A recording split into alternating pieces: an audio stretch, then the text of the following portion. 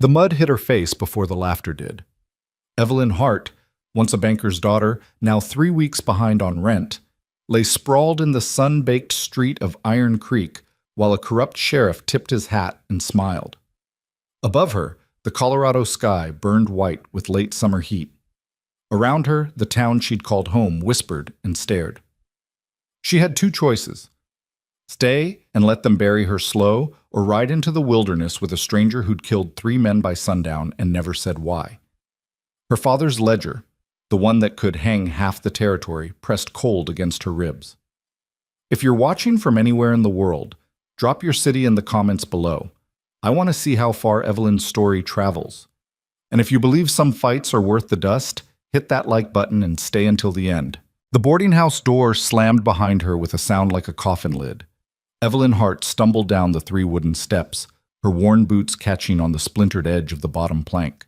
The carpet bag in her left hand, everything she owned packed tight enough to bruise, swung wild and threw her off balance. She caught herself against the hitching post, fingers wrapping around sun-scorched wood that had gone gray as bone. Behind her, Mrs. Pritchard's voice cut through the late August heat like a dull saw through green timber. "And don't you come crawling back when the coyotes get hungry, Miss Hart. This is a respectable establishment. I won't have the name dragged through mud by some bankrupt spinster who can't pay her debts." Evelyn didn't turn around, didn't give the woman the satisfaction. She straightened her spine, the way her father had taught her, back when the Hart name still meant something in this territory, and stepped into the street. That's when Sheriff Wade Culliver decided to make it a show. "Well, well," his voice rolled across the dirt like thunder before a storm. "Look what the heat dragged out." He sat on his horse in the middle of Silver Street, one leg hooked lazy over the saddle horn, hat brim low enough to shadow his eyes, but not the smile. Behind him, 2 of his deputies flanked like dogs waiting for scraps. The bigger one, a thick-necked brute named Harlan, was already grinning. Evelyn kept walking. The boarding house sat at the north end of town where the decent folk lived, where the houses had painted shutters and the women grew roses in boxes beneath their windows. She needed to get to the south end, past the assayer's office and the general store, past the saloon and the cribs where the sporting women leaned in doorways and watched the world with eyes that had stopped expecting mercy. She needed to disappear before the whole town gathered to watch her fall. "I'm talking to you, Miss Hart." The sheriff's voice hardened just enough to carry weight. "It's rude to ignore an officer of the law." She stopped. Not because she wanted to, but because Silver Street narrowed here, and Culliver had positioned himself and his horse directly in her path. The animal was a big bay gelding with a white blaze, well-fed and groomed. Everything in Iron Creek that mattered got fed first. Everything else learned to scavenge. "Sheriff?" She kept her voice level, her eyes on the space just past his shoulder. "I'm just passing through." "Passing through?" He tasted the words like they were funny. "That's one way to say it. Another way might be run out, or too broke to keep a roof overhead, or, my personal favorite, 3 weeks late on rent and finally got the boot." Heat crawled up her neck. Not from the sun, though it hammered down fierce enough to make the air shimmer. From shame, from rage, from the sick knowledge that he was right and everyone within earshot knew it. "My finances are my own business," she said. "Not when you owe money all over town, they're not." Culliver swung his leg down and dismounted in one smooth motion. His boots hit the dirt with a soft thump, and he walked toward her with the kind of easy confidence that came from never being told no. "See? That makes it the town's business, and the town's business is my business." He stopped 2 feet away, close enough that she could smell the tobacco on his breath, the whiskey he'd had with breakfast, the pomade in his hair. He was a handsome man by most standards, square jaw, clear eyes, teeth that were still mostly his own. But there was something rotted underneath, the way an apple could look perfect on the outside and be full of worms when you bit down. "I'm leaving town," Evelyn said quietly. "So the town doesn't need to worry anymore." "Leaving?" He looked past her, up toward the boarding house where Mrs. Pritchard stood on the porch with her arms crossed, her face pinched tight with righteousness. "You hear that, Mrs. Pritchard? The lady's leaving town." "Good riddance," the landlady called back. A few people had stopped to watch now. Old Mr. Chen, who ran the laundry, the blacksmith's wife with a basket of eggs, two miners coming off the morning shift, their faces still dark with ore dust. In a town like Iron Creek, a silver mining camp that had grown just big enough to pretend it's civilization, entertainment was scarce. A public humiliation was better than a circus. Problem is, Culliver continued, turning back to her with that same lazy smile, you still owe people money. The butcher says you're $2 in the hole. The general store has you down for $4, and Mrs. Pritchard here claims you owe her nearly $15 in back rent. I'll pay it back, Evelyn said. The words felt like glass in her throat. I just need time. Time. He laughed, short and sharp. You know what I think? I think you're planning to run without paying. I think you're the kind of woman who takes advantage of decent people's generosity, then skips town when the bill comes due. That's not true. No? Then why are you sneaking out before noon with everything you own in that sad little bag? Her hand tightened on the carpetbag handle. Inside were 3 dresses, 2 changes of underclothes, her mother's Bible, a silver hairbrush that was the last nice thing she owned, and, pressed between the pages of the Bible where no one would think to look, the ledger. Her father's ledger. The one he'd died for. I'm not sneaking anywhere, she said. I'm walking in plain daylight. There's a difference. Is there now? Culliver hooked his thumbs in his gun belt, the movement slow and deliberate, making sure she saw the revolver on his hip, the badge pinned to his vest. Because from where I stand, it looks like theft. Taking up residence, running up debts, then fleeing before you settle accounts. That's a crime, Miss Hart, and I'd hate to have to arrest you. She met his eyes then, finally.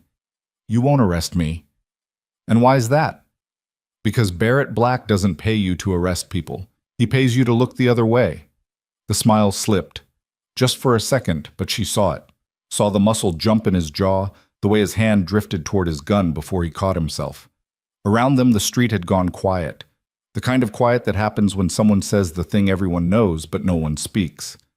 Barrett Black owned half of Iron Creek, the profitable half.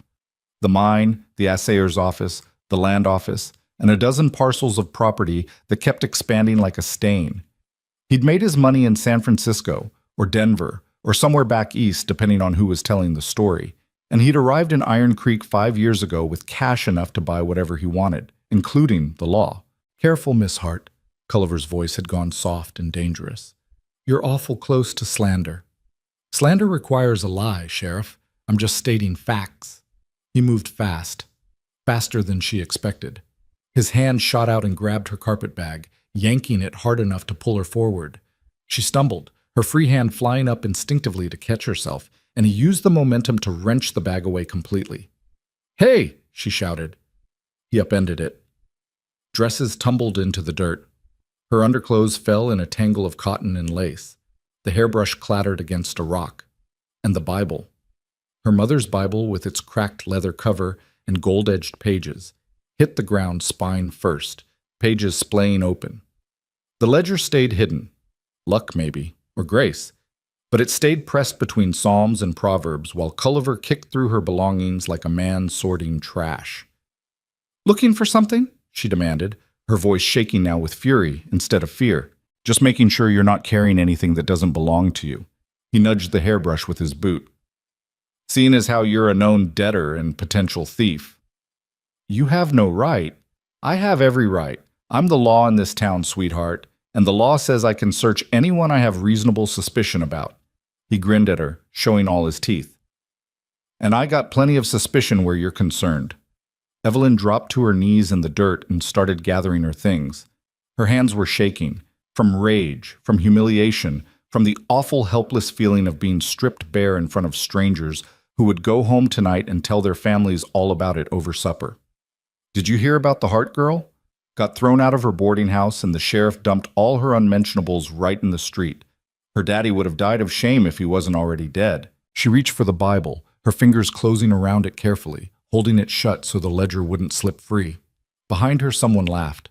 Not loud, not cruel, just a small sound of amusement quickly stifled, but she heard it. She heard all of it. That's enough, Wade. The new voice came from the far end of the street, down where Silver met Canyon Road and the town started to give way to open country. It was a man's voice, low and rough, with the kind of weight that made you stop and listen whether you wanted to or not. Evelyn looked up, squinting against the sun. A rider sat motionless on a big dun horse, so still he could have been carved from stone. He was backlit by glare, features lost in shadow, but she could make out the broad brim of his hat, the long coat despite the heat, the rifle resting easy across his saddle.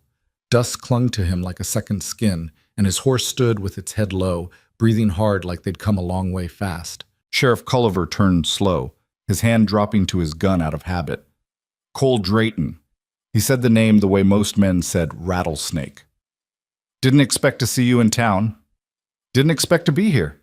The rider nudged his horse forward, hooves clopping soft against the packed dirt. As he came closer, the sun shifted and Evelyn could finally see his face. Hard. That was the first word that came to mind. A face carved from the same granite as the mountains, all sharp angles and sun-weathered skin. Dark hair showed beneath his hat brim, shot through with gray at the temples. His eyes were the pale blue of winter sky, cold and clear. A scar ran from his left eyebrow to his cheekbone, old and white. He looked 40, maybe 45, maybe older. Hard to tell when the country had been working on a man that long. "This doesn't concern you, Drayton," Culliver said. "Didn't say it did." Cole, Evelyn assumed that was his name, stopped his horse beside the scattered pile of her belongings. He looked down at her dresses in the dirt, at the Bible clutched tight in her hands, at her kneeling in the street like a penitent. His expression didn't change. "Just seems like a waste of everyone's time. You done proving whatever point you needed to prove." "I'm conducting official business." Official business. Cole swung down from his horse, moving with the stiff care of a man who'd been in the saddle too long. He was tall, lean as a whip, with the kind of coiled strength that came from hard work rather than luck. "That what we're calling it?" He bent and picked up one of Evelyn's dresses, a simple brown calico, faded from too many washings. He shook the dust off it, folded it once, and held it out to her. She stared at him. This close she could see the dust in the creases of his coat, the sweat salt stains on his shirt collar, the way his right hand stayed loose and ready near his hip. He wore his gun like some men wore a wedding ring, like it was part of him, permanent and necessary. "Take it," he said quietly. She did. Their fingers didn't touch, but she felt the weight of him anyway, the silence, the stillness, the sense that this was a man who chose his words the way a gambler chose cards. "Drayton, I'm warning you." Culliver started. "You're not warning me anything, Wade." Cole picked up another dress, then the underclothes, handling them with careful impersonality. He stacked them in Evelyn's arms like he was loading supplies. "You've had your fun. Lady's leaving town anyway, so there's no point grinding her face in it. This is my jurisdiction. And this is my time you're wasting."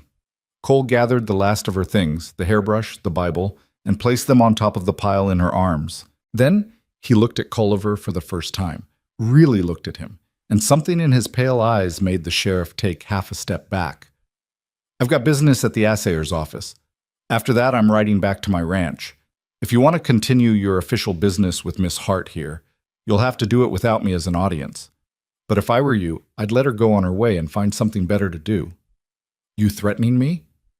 "Nope, just offering friendly advice." The two men stared at each other. Around them, the street had filled with onlookers, miners, shopkeepers, women with marketing baskets, children who'd been called back to stoops by nervous mothers. Everyone knew Cole Drayton, even if most of them had never spoken to him. The stories ran wild enough without needing embellishment. Killed 3 claim jumpers in Montana Territory, never spent a day in jail. Shot a card cheat in Cheyenne, and the law called it self-defense. Burned down a land office in Wyoming after they tried to steal his water rights. Evelyn didn't know which stories were true. But watching him stand there in the sun-hammered street, she believed all of them. "Fine." Culliver stepped back, making a show of magnanimity. "Take your charity case, Drayton. But when she causes trouble, and she will, don't come crying to me about it." "Wouldn't dream of it, Wade." Cole turned to Evelyn, his expression unreadable. "You got anywhere to go?" She almost lied. Almost said yes. She had family in Denver, friends in Boulder, prospects somewhere over the next ridge. But the truth had a way of catching up to lies, and this man looked like he'd know the difference. "No," she said. He nodded once, like that confirmed something he'd already suspected. "You know how to work?" What?" "Work. Cooking, cleaning, mending, bookkeeping, anything useful." Heat flooded her face again, different this time. "I kept my father's accounts when he ran his bank. I can cook and clean well enough. I'm not afraid of hard work, if that's what you're asking." "It is." He walked back to his horse and gathered the reins. "I've got a ranch 15 miles northwest of here. Had a housekeeper until last month, but she took sick, and her daughter came to bring her back to Kansas. Haven't replaced her yet. You want the job, it's yours. Room and board, plus $20 a month. Works hard and the company's poor, but you won't owe anyone anything, and you won't be sleeping in the street." She stared at him. "You're offering me work? Just like that?" "Just like that." "You don't even know me." "Don't need to. I need help. You need work. That's all the knowing required." He mounted his horse with the same careful stiffness as before, settling into the saddle like it hurt. "But I'll tell you straight, I'm not looking for conversation, not looking for company. I need someone to keep the house from falling apart and cook for the hands during roundup. You do that, we'll get along fine. You cause trouble, I'll pay you for the days you worked and send you on your way. Fair?" It wasn't fair. It was rescue dressed up as commerce, charity wearing the mask of transaction. But Evelyn was 3 weeks past the luxury of pride. "Fair," she said. "Then gather your things and let's go. I want to be back before dark." She stuffed her belongings back into the carpet bag, aware of every eye on her, every whisper that would follow her out of town. Mrs. Pritchard had gone back inside, satisfied that justice, her version of it, had been served. Culliver still stood in the street, watching with narrowed eyes. The crowd was already starting to disperse, the show over, hungry for the next small drama to break the monotony of heat and dust and back-breaking labor. Evelyn slung the carpet bag over her shoulder and walked toward Cole's horse. He reached down, offering his hand. She took it. His palm was calloused hard as boot leather, his grip strong enough to lift her up behind him without apparent effort. She settled awkwardly on the horse's rump, trying to find purchase without holding on to him. "You're going to fall off riding like that," he said without looking back. "Hold on or walk. Your choice." She wrapped her arms around his waist, feeling the solid warmth of him through his shirt, the steady rise and fall of his breathing. The horse shifted beneath them, adjusting to the extra weight. "Cole?" Culliver's voice followed them as they turned toward Canyon Road. "This doesn't change anything. Barrett's going to hear about this." "Let him hear." Cole touched his heels to the horse's flanks, and they started moving at an easy walk. "I'm not hard to find." They rode through Iron Creek in silence, past the assayer's office and the general store, past the saloon where men stood on the boardwalk drinking their lunch, past the cribs and the company housing and the stamp mill that never stopped pounding. The sound of it followed them out of town, boom, boom, boom, like a mechanical heartbeat crushing ore into silver, silver into money, money into power. The road narrowed as they left the last buildings behind, climbing into country that was all red rock and scrub pine, sun-blasted plateaus and dry creek beds waiting for a rain that might never come. August in Colorado Territory was a season of waiting, for the fall rains, for the first snow, for any relief from the relentless heat that baked the moisture out of everything it touched. Evelyn's dress stuck to her back with sweat. Her arms ached from holding on. The horse's gait was smooth, but 15 miles was a long way to ride double, and she wasn't used to horseback travel anymore. Back when her father was alive, they'd kept a buggy. She'd driven it herself into town every week for supplies, wearing gloves and a bonnet like a proper lady. Now she was clinging to the back of a stranger's horse, running away from the only home she'd known, with nothing to her name but 2 dresses and a dead man's ledger. "Thank you," she said finally, the words nearly lost in the wind. Cole didn't answer right away. They rode another 100 yards before he spoke. "Don't thank me yet," he said. "You haven't seen the ranch, Spasi." They rode in silence for the first hour, the sun tracking west across a sky so blue it hurt to look at. The road, such as it was, followed the contours of the land, winding between red rock formations that rose like the bones of ancient giants. Juniper and sage dotted the landscape, their bittersweet smell rising in waves with every gust of hot wind. Evelyn's thighs were burning. Her arms had gone from aching to numb. She wanted to ask how much farther, but something about the set of Cole's shoulders discouraged conversation. He sat easy in the saddle despite the obvious stiffness, one hand loose on the reins, the other resting on his thigh near the grip of his revolver. Watching the country like a man who expected trouble and wouldn't be surprised when it came. After another mile, he finally spoke. "You eat today?" "No," he grunted, a sound that might have been disapproval or simple acknowledgement. Without another word, he shifted in the saddle and pulled a cloth-wrapped bundle from his saddlebag. He passed it back to her. Inside was half a loaf of bread, hard cheese, and a strip of dried beef that looked like boot leather. Her stomach clenched at the sight of it. She couldn't remember the last time she'd eaten a full meal. The last 3 weeks had been thin soup and thinner hope. "Eat," he said. "What about you?" "Already ate." She doubted that, but she was too hungry to argue. The bread was stale, the cheese sharp, the beef tough enough to require serious chewing. It was the best thing she'd ever tasted. She ate slowly, forcing herself not to wolf it down like a starving dog, aware of his presence in front of her. The strange intimacy of sharing food with a man whose face she'd barely seen. "How long have you had the ranch?" she asked between bites. "Long enough." "That's not an answer." "It's the only one you're getting." He paused. "You ask a lot of questions?" "I like to know where I'm going and who I'm going with." "You're going to my ranch. You're going with me. That's all you need to know for now." She bit back a sharp reply. He'd pulled her out of the dirt and offered her work when no one else would. She could afford to give him some silence in return. They climbed higher. The road grew rougher, more rock than dirt, winding up through a canyon where the walls rose steep on either side. A creek ran along the bottom, mostly dry this late in summer, just a trickle of water sliding over smooth stones. But she could see the high water marks on the canyon walls, 10 feet up in places. Proof that when the rains came, they came hard and fast. "The ranch is up in the valley," Cole said, nodding toward the canyon ahead. "About 3 more miles. Creek runs year-round up there, fed by snowmelt from the peaks. Good grass, decent timber, enough water to run cattle through the dry months." "Sounds nice." "It's work. Nothing nice about it." He shifted again, and she felt him wince. "But it's honest. And it's mine. No one tells me what to do with it. No one takes it from me, and no one runs me off when they decide they want it more than I do." There was a story in those words, a hard one, but Evelyn didn't push. They rode on through the canyon, and gradually the walls began to open up, revealing glimpses of high country beyond. Rolling grassland dotted with stands of aspen, mountains rising purple in the distance, sky that went on forever. They crested a final rise, and Cole pulled the horse to a stop. "There," he said. The valley spread below them like a promise.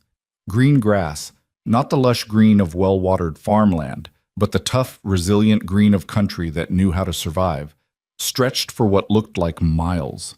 The creek she'd seen in the canyon widened here into a proper stream, lined with cottonwoods and willows.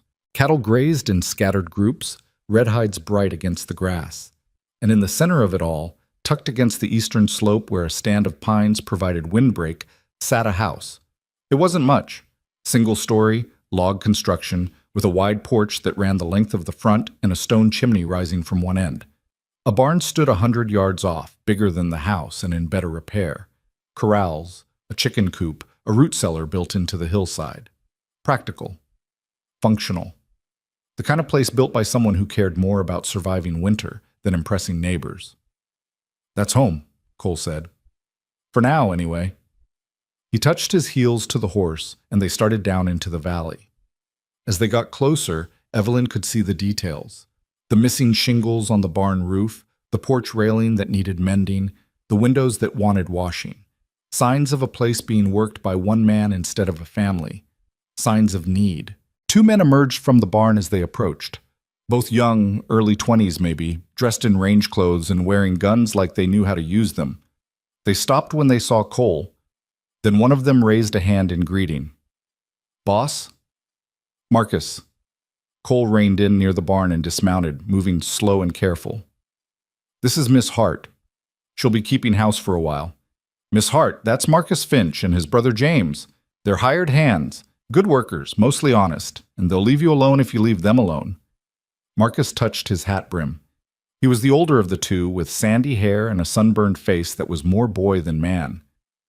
"Ma'am." "Pleased to meet you," Evelyn said. James didn't say anything, just stared at her with the kind of open curiosity that suggested visitors, especially female visitors, were rare out here. "Help her down," Cole said to Marcus. "Then see to the horse. I'm going to show her the house." Marcus moved forward and offered his hand. Evelyn slid down from the horse, her legs nearly buckling when her feet hit the ground. She caught herself against the horse's flank, breathing hard. "You all right, ma'am?" Marcus asked. "Fine. Just not used to riding. You'll get used to it out here. Not much choice." He took the horse's reins from Cole. "We saved you some supper, boss. Left it warming by the stove." "Good. Thanks." Cole picked up Evelyn's carpet bag and started toward the house without waiting to see if she'd follow. She did, her legs protesting every step, her body exhausted from heat and fear and the strange whiplash of the day, thrown out at noon, employed by sunset, and not a moment in between to catch her breath. The house was dim inside, the windows small and placed for defense rather than light.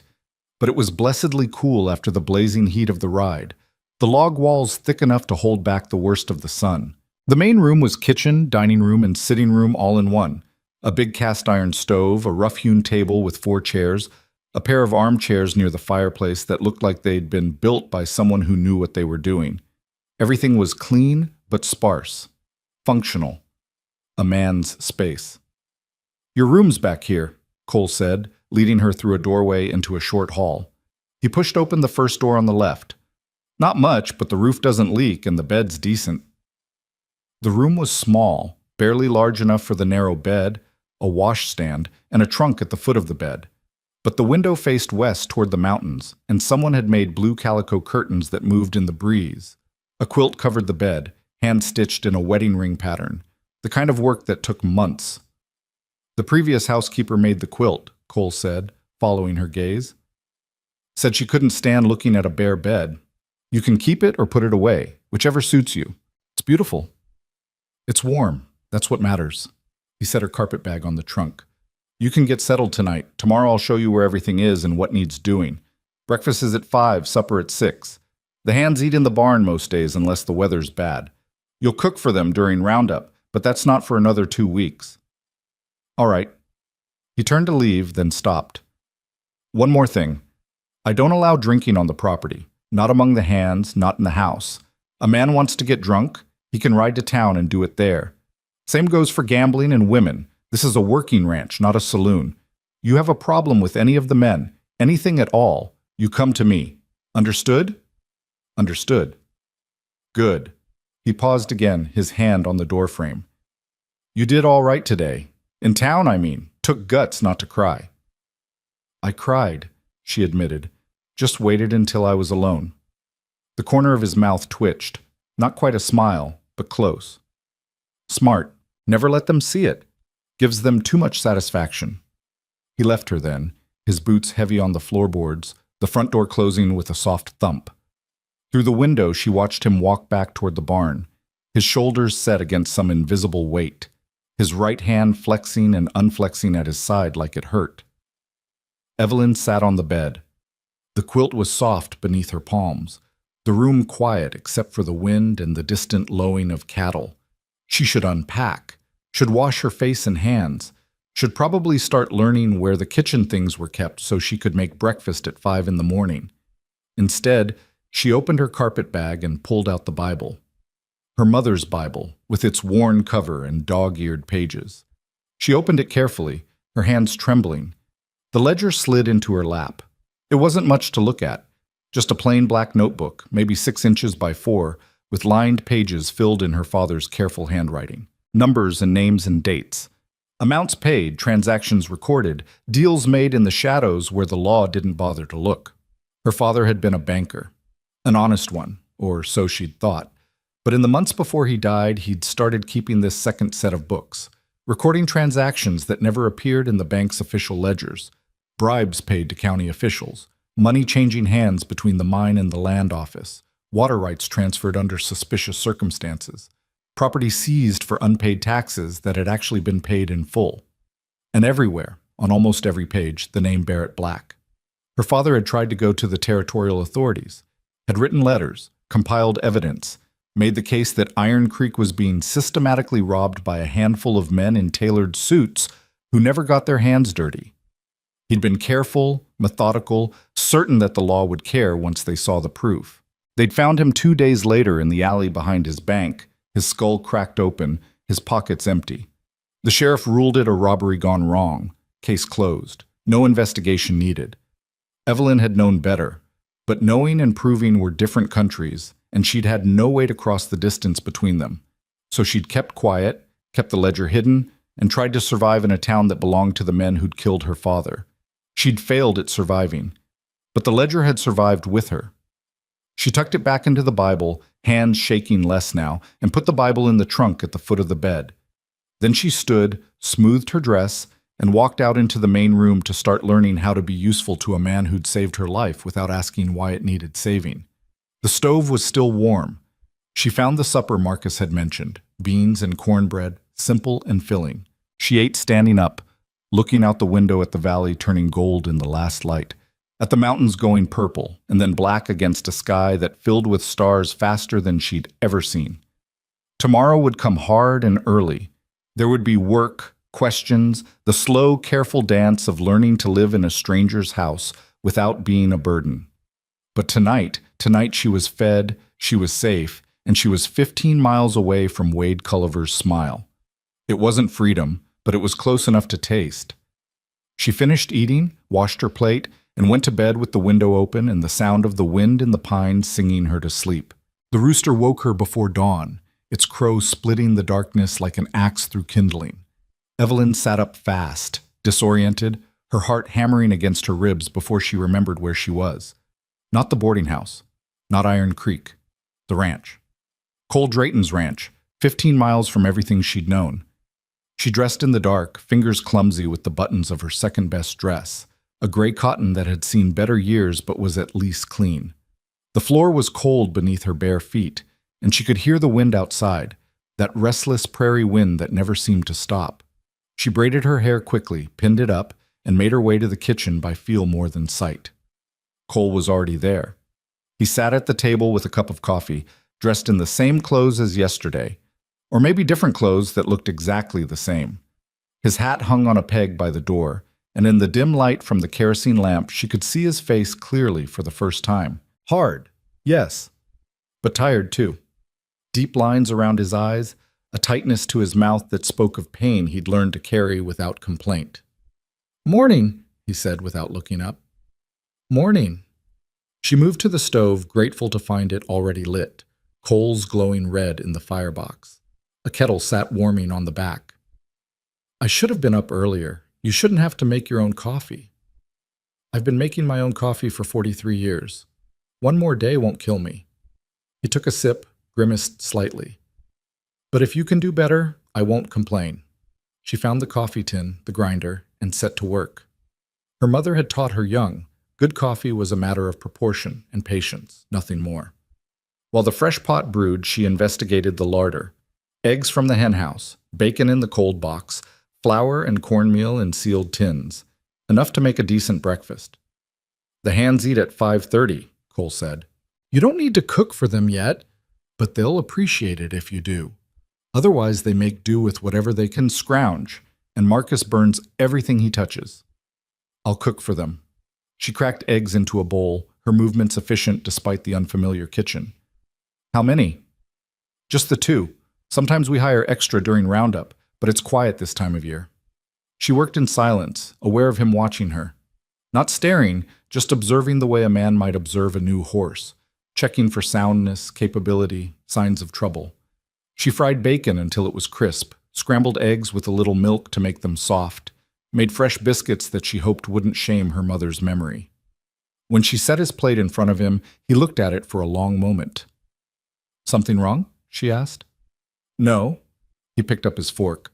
Just been a while since breakfast looked like this. She poured him fresh coffee, strong and black, the way he'd been drinking it, and made a plate for herself. They ate without talking, but it wasn't the uncomfortable silence of strangers. More like the quiet of people who understood that some mornings didn't need words. The hands came in just after 5:30, stomping dirt off their boots on the porch. Marcus entered first, his face brightening when he saw the food laid out on the stove. "Miss Hart, you're going to spoil us." He filled his plate with the enthusiasm of a man who'd been living on burned beans. "James, get in here. Real breakfast." James followed, quieter than his brother, nodding to Evelyn before taking his food to the far end of the table. He was younger, maybe 20, with dark hair and watchful eyes that reminded her of a deer ready to bolt. They ate like working men, fast and focused, fueling up for a long day. Marcus kept up a steady stream of talk about the cattle, the fence line that needed mending, a coyote he'd seen near the creek. Cole listened, asked occasional questions, gave orders in the same spare language he used for everything else. Evelyn cleared the plates, washed them in the basin, and started learning the geography of the kitchen. Where things lived, what needed restocking, which pans were trusted, and which were just taking up space. Through the window above the wash basin, she could see the valley waking up, cattle moving toward water, birds rising from the cottonwoods, light spilling gold across the grass. "Miss Hart." She turned. Cole stood in the doorway, hat in hand, ready to start his day. "When you're done with the dishes, there's a list on the table. Things that need doing around the house. Work through it as you can. Anything you need that's not here, write it down and we'll get it next time someone goes to town. All right?" "And Miss Hart?" He settled his hat on his head, his face going back into shadow. "Don't overdo it. Place has been falling apart for months. One day won't fix it." He left before she could answer. Through the window, she watched him walk to the barn, his gait still careful, still pained. Marcus and James followed, and soon the sounds of the ranch filled the morning. Horses being saddled, equipment being gathered, men's voices calling to each other across the distance. She found the list. It was longer than she'd expected, written in Cole's tight, controlled hand. Mend the curtains in the spare room. Reorganize the root cellar. Clean out the ashes from the fireplace. Wash the windows. Beat the rugs. Oil the hinges on the barn door. Patch the hole in the chicken coop where something had tried to dig in. She rolled up her sleeves and got to work. By noon, she'd made it through half the list and discovered mussels she'd forgotten existed. The root cellar had been a disaster. Potatoes sprouting in the dark, onions going soft, jars of preserves covered in dust. She'd sorted, cleaned, organized, and made another list of what needed replacing. The windows came cleaner than she'd expected, revealing views she hadn't properly seen the night before. The curtains took mending but were salvageable. She made lunch, cold chicken sandwiches and the rest of the morning's biscuits with butter and honey, and took it out to the barn on a tray, figuring the men would be too busy to come back to the house. She found them in the paddock, working with a young horse that clearly had opinions about being ridden. Marcus sat on the fence, calling encouragement. James held the lead rope. And Cole stood in the center with the horse circling him on a long line, his voice low and steady, talking to the animal like it could understand every word. "Easy now, that's it. Nobody's going to hurt you. Just learning to trust, that's all. Just learning that the bit doesn't mean pain and the saddle doesn't mean fighting." The horse, a leggy bay colt with a white star, tossed its head and tried to pull away, but Cole held firm, not yanking, just maintaining pressure until the colt settled. "Good. That's good. See? Nothing to fear. Just patience, just time." Evelyn set the tray on a post and waited, not wanting to spook the horse. Cole must have sensed her presence because he glanced over, then nodded to James. "Take him. Walk him cool, then turn him out with the mares." James moved in smoothly, gathering the lead rope while Cole coiled the long line with practiced efficiency. He walked toward Evelyn, favoring his right side more than he had that morning, his shirt dark with sweat despite the breeze. "Lunch," she said, gesturing to the tray. "You didn't have to bring it out." "I know, but it seemed wasteful for you to stop working just to walk to the house and back." Marcus hopped down from the fence. "I like the way she thinks, boss." He grabbed a sandwich and bit into it with obvious pleasure. "Miss Hart, if you decide ranching's not for you, you could open a restaurant in town and make a fortune." "I'll keep that in mind." They ate standing up, the way men did when the work wasn't finished. Cole drank half a canteen of water, wiped his mouth with the back of his hand, and looked at her directly for the first time all day. How's the house coming? Made progress. The root cellar's organized, windows are clean, and I found where the mice have been getting in. Where? Gap in the floorboards behind the stove. I stuffed it with rags for now, but it needs proper sealing. I'll fix it tonight. He finished his sandwich, his pale eyes studying her with that same measuring look. You all right? Not too much? I'm fine. You're limping. She was. Her legs were still sore from yesterday's ride, and her back ached from bending over the wash basin. But admitting weakness on the first full day felt like failure. I'll manage, she said. That's not what I asked. She met his gaze, surprised by the concern buried under all that granite. I'm sore, but I've been sore before. It'll pass. He nodded slowly. There's liniment in the barn, second shelf on the left. Smells like hell, but it helps. He handed her the empty tray.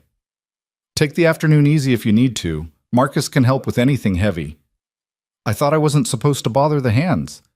You're not bothering them if I tell them to help. That's called giving orders. The corner of his mouth twitched again, that ghost of a smile that never quite landed. We'll be working the north pasture until supper.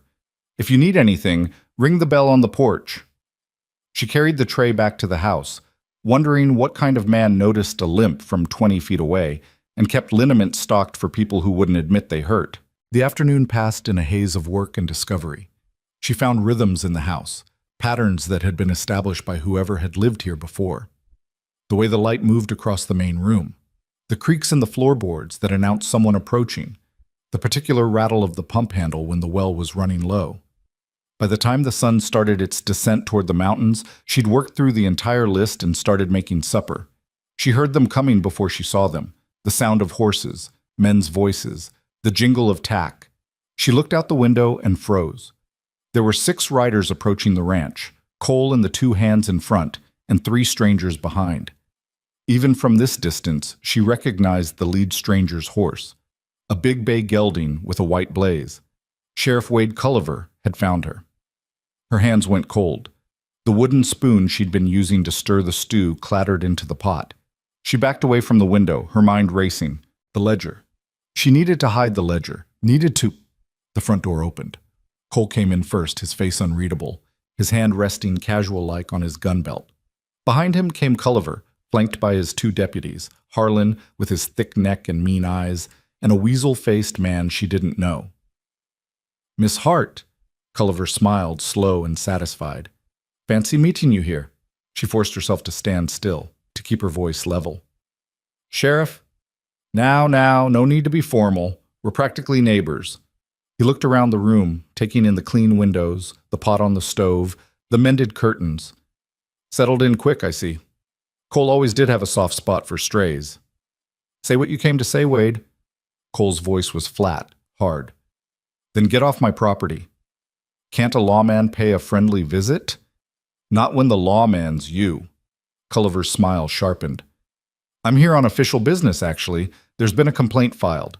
Someone in town claims Miss Hart here stole from them before she left. I need to search her belongings. Who filed the complaint? That's confidential. That's convenient. Cole moved slightly, positioning himself between Evelyn and the sheriff. You got a warrant? Don't need one for a voluntary search.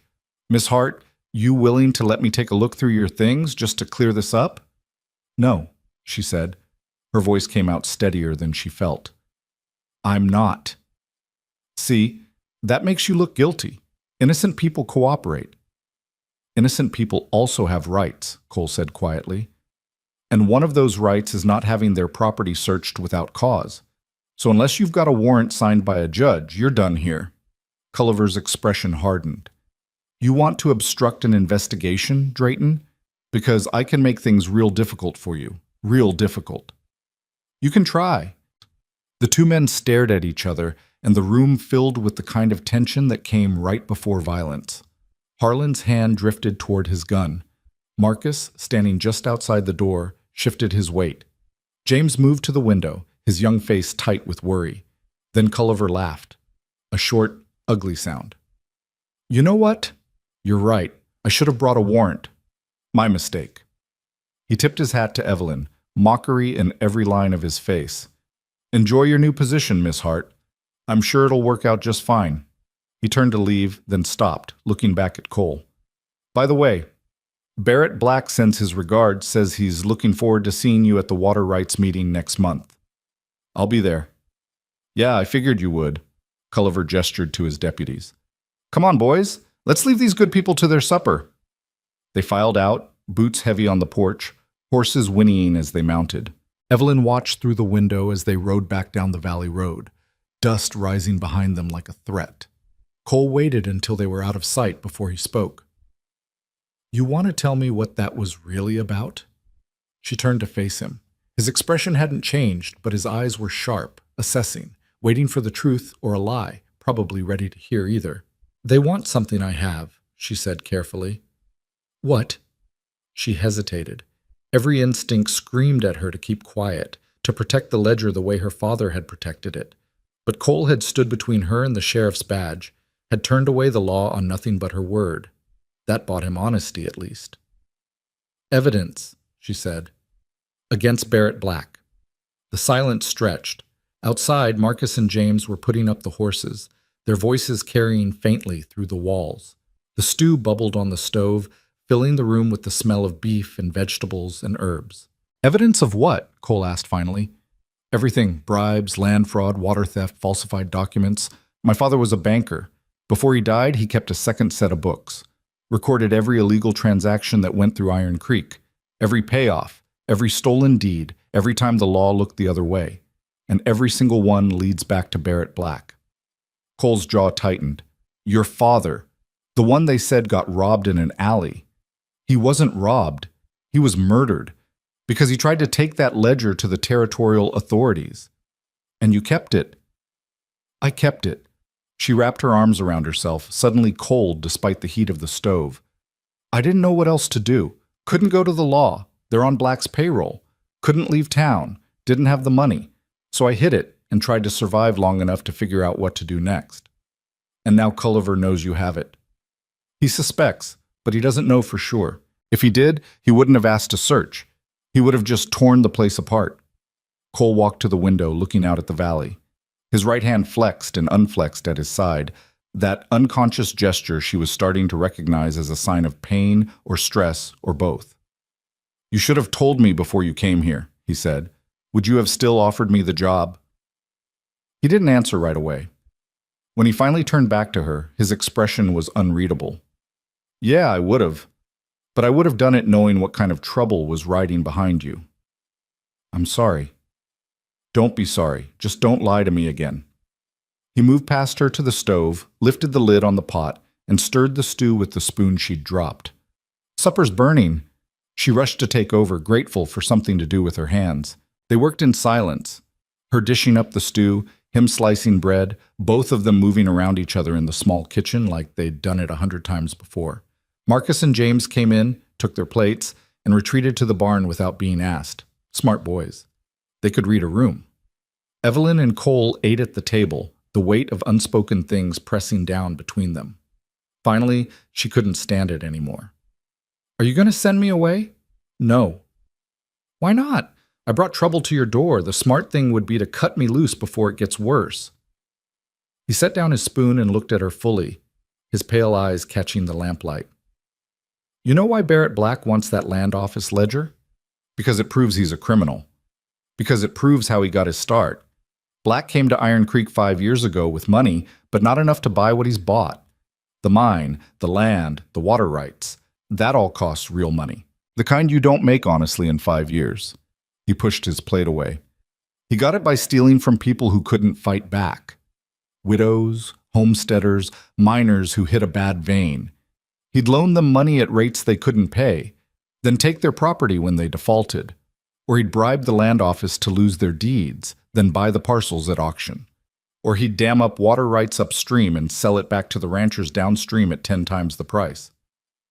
You sound like you know this personally. I do. His voice went flat, hard. My wife and I had a ranch in Wyoming. Good land, year-round water, decent herd. We were making it work. Then a man showed up, said he represented investors who wanted to buy. We said no. A week later, our house burned. My wife didn't make it out. Evelyn's breath caught. I'm so sorry. The sheriff ruled it an accident. Faulty stovepipe, he said. Case closed. 3 months later, the land office claimed we'd never filed proper ownership papers, papers I'd filed myself and had receipts for. The ranch went to auction, sold to an investment company out of Denver. He met her eyes. Company was owned by Barrett Black. Different name back then, but same man. You lost everything. I lost what mattered. Everything else I just left behind. He stood, carrying his plate to the wash basin. I came here, bought this valley with what money I had left, and filed every piece of paper 3 times over so no one could pull that trick again. But I've been waiting 5 years to find Barrett Black again. And now he's here, doing to Iron Creek what he did to a dozen other towns. So you're keeping me because of the ledger. I'm keeping you because you deserve a place to land. The ledger's just a bonus. He rinsed his plate, his movements precise despite the obvious pain. But if you've got evidence that can put Black in prison where he belongs, I'll help you get it to someone who'll act on it. Someone outside his reach. The territorial governor? Maybe. Or a federal marshal. Someone with authority and no reason to look the other way. He dried his hands on a towel, then turned back to her. But we do it smart. No rushing, no mistakes. Black's been getting away with this for years because he's careful. We need to be more careful. All right. And Miss Hart? His voice softened just slightly. Next time Culliver shows up, you don't answer the door. You don't talk to him. You don't let him in. And you sure as hell don't let him search anything. He wants to come on my property. He goes through me. Understood? Understood. He nodded once, then headed for the door. I'm going to check the stock before dark. Get some rest. Tomorrow's another long day. She watched him go, this hard man with his careful words and his buried grief. Then she cleared the rest of the dishes, banked the fire in the stove, and went to her room. The Bible sat in the trunk where she'd left it. She pulled it out, opened it, and looked at the ledger one more time. Her father's handwriting, his careful records, his death sentence written in ink. She'd carried it alone for so long. But now, maybe. She didn't have to. She tucked the ledger back into its hiding place and went to find that liniment Cole had mentioned. Her back was screaming. Her legs felt like they'd been beaten with sticks, and tomorrow would come whether she was ready or not. But tonight, for the first time in months, she felt something that might have been hope. She found the liniment right where he'd said, rubbed it into her sore muscles while trying not to gag from the smell, and fell into bed as the last light faded from the sky.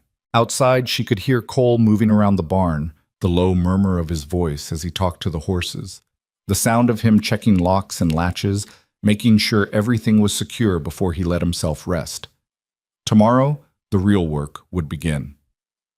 But tonight, she was safe. It would have to be enough. The days that followed fell into a rhythm as steady as the creek running through the valley. Evelyn woke before dawn, made coffee strong enough to strip paint, and cooked breakfast for 4. The work was relentless, washing, mending, cooking, cleaning, feeding chickens, gathering eggs, hauling water from the pump until her shoulders burned. But it was honest work, and at night she slept without dreaming, too exhausted for her mind to conjure ghosts. Cole kept his distance. Not cold, just careful. He'd nod his thanks at meals, tell her when supplies were running low, fix things around the house without being asked. The gap in the floorboards got sealed. The porch railing got mended. The roof patch she'd mentioned got tarred before the next rain could find it. But he didn't ask about the ledger again, and she didn't offer. 2 weeks passed. Then 3. The heat began to break as August slid towards September, the mornings coming cooler, the afternoons losing their brutal edge. The aspens on the hillside started thinking about turning gold. At night, the temperature dropped enough that she needed the quilt. And she'd lie there listening to coyotes sing in the distance and wonder if this strange half-life could last. It couldn't. The letter came on a Tuesday, delivered by a ranch hand from the neighboring spread who was heading into Iron Creek for supplies. Marcus brought it to the house at midday, his face tight with worry. "Boss is going to want to see this," he said, handing her the envelope. It was addressed to Cole Drayton in careful script, sealed with red wax. Official. She took it out to the north pasture where Cole and James were repairing fence line. The The sun beating down despite the cooler air, both men working with their sleeves rolled up and sweat darkening their shirts. Cole saw her coming and straightened, one hand pressed to his lower back. He'd been favoring that side more lately, she'd noticed, working through pain that was getting worse instead of better. "Letter," she said, holding it out. He wiped his hands on his pants before taking it, squinting at the seal. Then he broke it open, read quickly, and his jaw went tight. "What is it?" James asked. "Water rights meeting. Next week in Iron Creek. All landowners required to attend." He refolded the letter, his knuckles white against the paper. "Black's making his move." "What move?" Evelyn asked. "He's been buying up water rights all summer. Small parcels, creek access, spring rights, anything he can get his hands on. Now he's calling a meeting to consolidate them." Cole's pale eyes were hard as winter ice. "He'll propose some kind of district, claim it's about fair distribution and proper management. Get enough people to vote yes, and he'll control every drop of water in the valley." "Can he do that?" "If it's legal, he can do whatever he wants, and he's got enough lawyers to make anything look legal." He handed her the letter. "Keep this. I need to finish this fence before dark." She took it back to the house, but the words on the page kept running through her mind. Mandatory attendance. All landowners. Fair distribution of resources. It sounded reasonable. It sounded like progress. And that was exactly how men like Barrett Black operated, wrapping theft in the language of improvement, making robbery sound like civic duty. That night after supper, Cole spread a map on the table. It was hand-drawn, showing the valley and the surrounding territory, with property lines marked in careful detail. He traced a finger along the creek. "This is what he wants," he said. "The water flows from here." He tapped the high country to the north. "Down through my land, past the Miller Ranch, through the valley, and eventually into the gulch where it meets the main river. Every ranch downstream depends on that flow. And if Black controls it, he can charge whatever he wants for access, or cut people off entirely if they don't cooperate. A ranch without water is just expensive dirt." He looked up at her, his expression grim. "Your father's ledger. Does it show water rights fraud?" "Yes, at least a dozen transactions where Black used the land office to transfer rights away from legitimate owners." "That's what I thought." He rolled up the map. "We're going to that meeting, and we're bringing that ledger." Her stomach dropped. "Cole, if we show the ledger publicly, Black will know I have it. He'll panic, make mistakes. Right now he thinks he's untouchable because no one can prove what he's done. But if we confront him in front of the whole valley, force him to answer for those transactions, he'll either have to admit guilt or try to explain away evidence that can't be explained." Cole's voice was steady, certain. "Either way, we shake him loose from his comfortable perch. Or he kills us both." "He might try." Cole's hand drifted to his gun, that unconscious gesture. "But we'll be in public, surrounded by witnesses. Even Black's not bold enough to commit murder in front of half the territory." "You don't know that." "No, I don't." He met her eyes, and for the first time since she'd met him, she saw something other than granite in his expression, something almost gentle. "But I know hiding doesn't work. I tried that. Built a new life, kept my head down, told myself I could outrun what happened in Wyoming. But running just means you're always looking over your shoulder, always waiting for the past to catch up. Sometimes you have to turn around and face it." She thought about her father, who'd faced the truth and died for it. Thought about herself, hiding in boarding houses and keeping quiet while the men who'd killed him walked free. Thought about Cole, carrying 5 years of grief and rage in silence because the law wouldn't give him justice. "All right," she said quietly. "We'll go." The week crawled past like an injured thing. Cole spent the days preparing, writing the property lines, checking in with neighboring ranchers, making sure everyone knew what was at stake. Marcus and James worked longer hours, their young faces serious with the weight of what was coming. And Evelyn copied out the most damning pages of the ledger in her own hand, creating a backup in case the original was lost or destroyed. She worked by lamplight after everyone else had gone to sleep, her father's handwriting blurring in front of her tired eyes. Names, dates, amounts. The systematic dismantling of people's lives, recorded in careful columns. By the time she finished, she had 10 pages of evidence that would either free Iron Creek from Barrett Black's grip or get her killed trying. The night before the meeting, a storm rolled in from the north. Not rain, it was too late in the season for that, but wind and lightning that cracked the sky open and sent the horses screaming in the barn. Evelyn stood at her window watching the mountains disappear behind curtains of dust, the whole world turning brown and violent. A knock on her door made her jump. "Miss Hart," Cole's voice, rough with exhaustion. "Storm's getting worse. You all right in here?" She opened the door. He stood in the hallway in his shirt sleeves, hair disheveled, looking more human than she'd ever seen him. Behind him, the house groaned and creaked, resisting the wind's assault. "I'm fine," she said. "Windows latched?" "Yes." He nodded, but didn't leave. Instead, he leaned against the doorframe, his right hand pressed to his side in that telltale gesture. In the lamplight, she could see the lines of pain around his eyes, the way he was breathing, shallow and controlled. "Your ribs," she said. "They're not getting better." "They're fine." "You're a terrible liar." The corner of his mouth twitched. "So I've been told." "Let me look." "Miss Hart, Evelyn. And I'm not asking." She gestured him into the room, then lit a second lamp. "Shirt off." He hesitated, then unbuttoned his shirt with slow, careful movements that told her everything she needed to know about how much it hurt. When he pulled it off, she had to bite back a gasp. The right side of his torso was a mass of purple and yellow bruising, old injuries layered over older ones.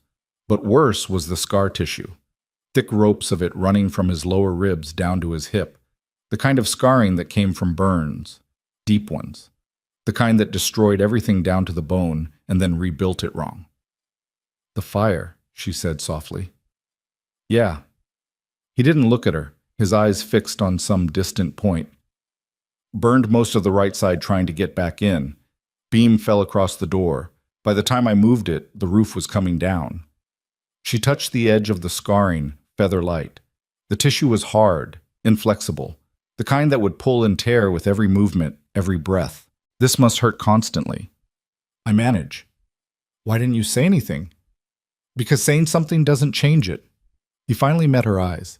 "I can still work, still ride, still do what needs doing. The pain's just there, like the wind or the cold. You learn to live with it." She found the liniment, the same bottle she'd been using on her own aches, and worked it carefully into the scarred tissue.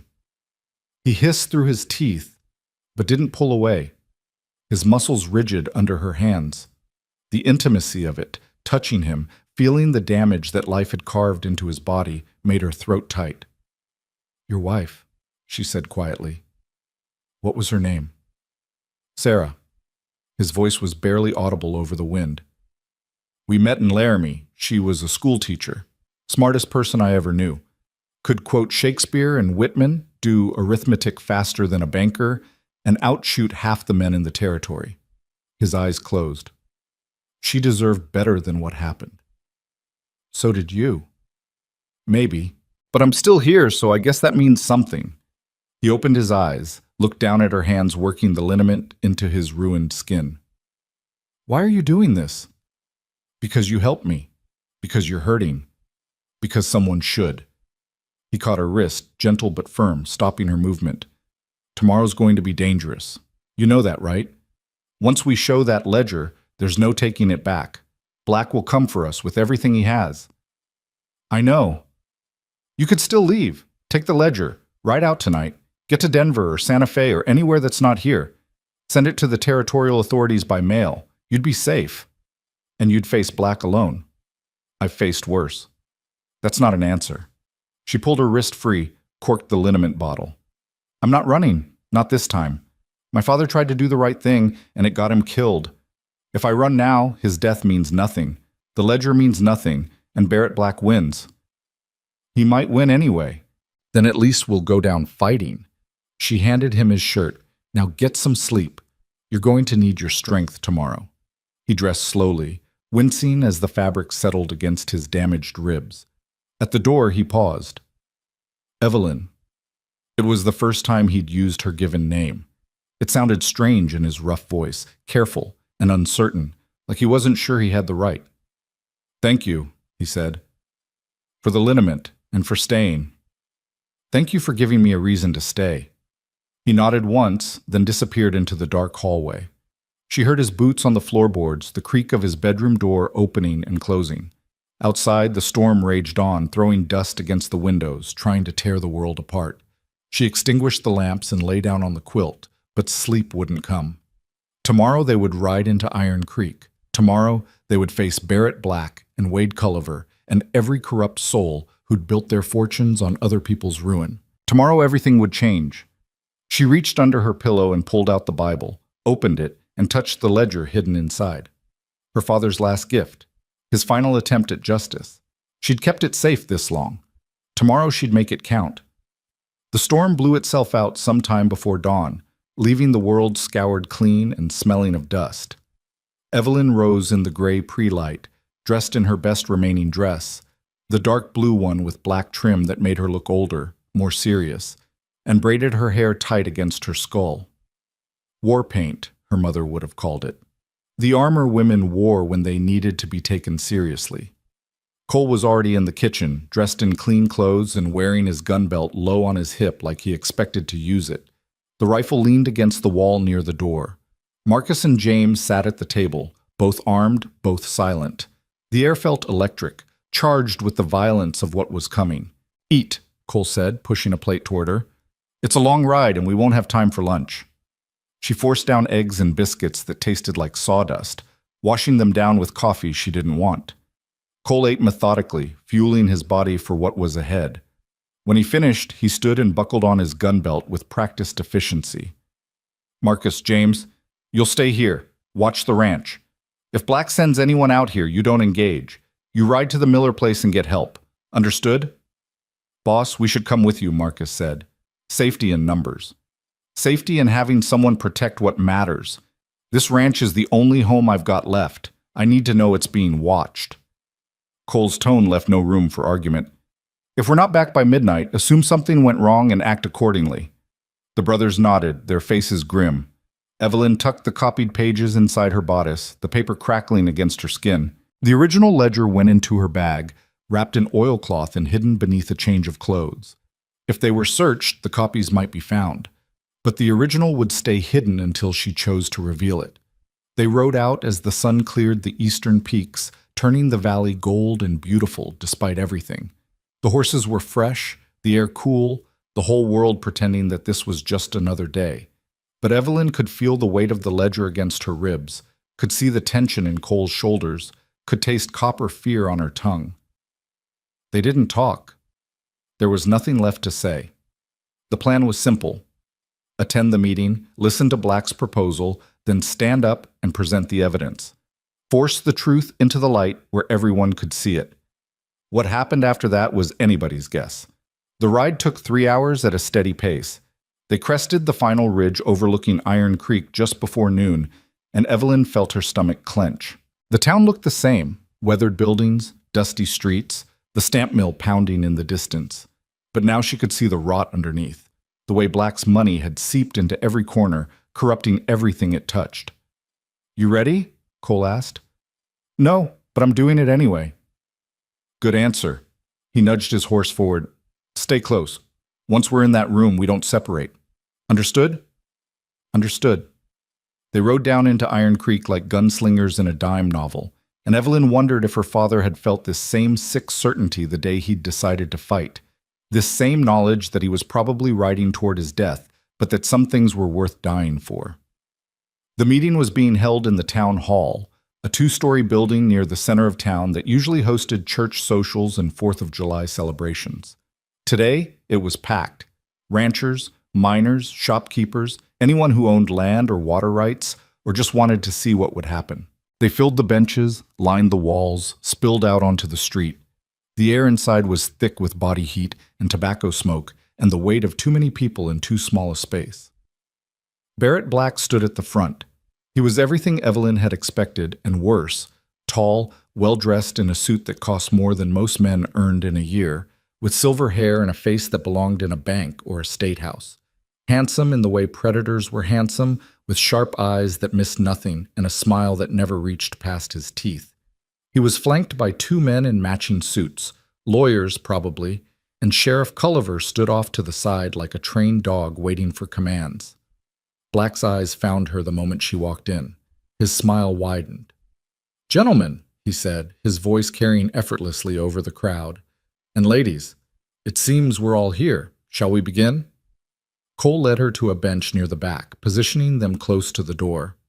Smart. If things went bad, they'd need a clear escape route. She sat with her hands folded in her lap, feeling the copied pages crackle with every breath, watching Barrett Black prepare to steal a valley. "Thank you all for coming," Black began, his tone warm and reasonable. "I know you're busy men with work to do, so I'll keep this brief. As many of you know, water rights in this valley have been complicated. Overlapping claims, disputed boundaries, confusion about who owns what. It's led to conflict, inefficiency, and waste." Murmurs of agreement rippled through the crowd. He'd done his research, knew exactly what grievances to exploit. "What I'm proposing is simple: a water district. One centralized authority to manage distribution fairly, resolve disputes impartially, and ensure that everyone gets their fair share. No more fighting over creek access. No more wondering if your neighbor upstream is taking more than his due. Just clear rules, clear rights, and clear enforcement." It sounded good. That was the problem. It sounded exactly like what the valley needed. "Of course," Black continued, "such a district requires organization, infrastructure, someone to maintain the records, patrol the boundaries, enforce the agreements. I've taken the liberty of having my legal team draft a proposal." He gestured to one of the suited men who began distributing papers to the crowd. "It's all there in writing. The district would be managed by a board of trustees elected by the landowners. But to get started, we need initial funding and someone willing to coordinate the effort." Cole's hand tightened on his knee. Evelyn could see where this was going. "I'm prepared to provide that initial funding," Black said, "and to serve as interim administrator until the board is properly established. All I ask is that the landowners vote to approve the district and grant the necessary authority to make it work." "And what authority is that?" someone called from the crowd. "The ability to consolidate existing water rights into a single registry, to resolve conflicting claims, to set usage limits that ensure fair distribution." Black's smile was patient, paternal. "Nothing unreasonable, just the powers necessary to do the job properly." "Sounds like you're asking us to hand you control of every drop of water in the valley," another voice said. "Not at all. I'm asking you to support a system that benefits everyone, including myself, certainly. I won't lie about that. But this isn't about one man's profit. It's about building something that lasts, something fair." Cole stood. The room went quiet. "I've got a question," he said. Black's expression didn't change, but something flickered in his eyes. Recognition, anticipation. "Mr. Drayton, please. Your legal team drew up this proposal. Did they happen to mention how many water rights you've purchased in the last 6 months?" "I've acquired several parcels, yes. Legal transactions, all of them." "And did they mention how you acquired them? The loans that came due early? The land office records that mysteriously disappeared? The deeds that got transferred under suspicious circumstances?" The temperature in the room dropped 10 degrees. People shifted in their seats, exchanging glances. Black's smile tightened. "Mr. Drayton, if you have specific accusations to make, I suggest you take them to the proper authorities rather than slandering me in public." "I would, except the proper authorities are on your payroll." Cole gestured toward Culliver, who'd gone stiff and red-faced. "Hard to report fraud to a sheriff who helps commit it. That's a serious charge. It's a fact, and I can prove it." Black's eyes narrowed. "Can you now?" This was it. Evelyn stood, her heart hammering so hard she thought the whole room could hear it. She reached into her bodice and pulled out the folded pages, her hand shaking but steady enough. "My father was Theodore Hart," she said, her voice carrying despite the tremor. "He was a banker in Iron Creek. Before he died, he kept records of every illegal transaction that moved through this town, every bribe, every fraudulent deed, every stolen water right." She held up the pages, "and every single one of them traces back to Barrett Black." The room exploded. Voices rising, people standing, shock and anger and confusion all slamming together in a wave of noise. Black's face went cold as stone. Culliver's hand dropped to his gun. and Cole moved closer to Evelyn, his body between her and the men at the front of the room. "That's a lie," Black said, his voice cutting through the chaos. "A desperate lie from a desperate woman." "Then explain this." Evelyn began reading, her voice shaking but clear. July 18th, 1877. Payment of $200 to Sheriff Wade Culliver for overlooking irregularities in the Hanson mine sale. August 2nd, 1877. Transfer of water rights from the Miller Ranch to Barrett Black, facilitated by falsified documents at the land office. September 12th, 1877. Loan called in early on the Chen property despite full payment. Property seized and sold at auction to a company owned by... Enough! Black's composure finally cracked. "Those records are fabrications. Your father was a drunk and a liar, and you're following in his footsteps."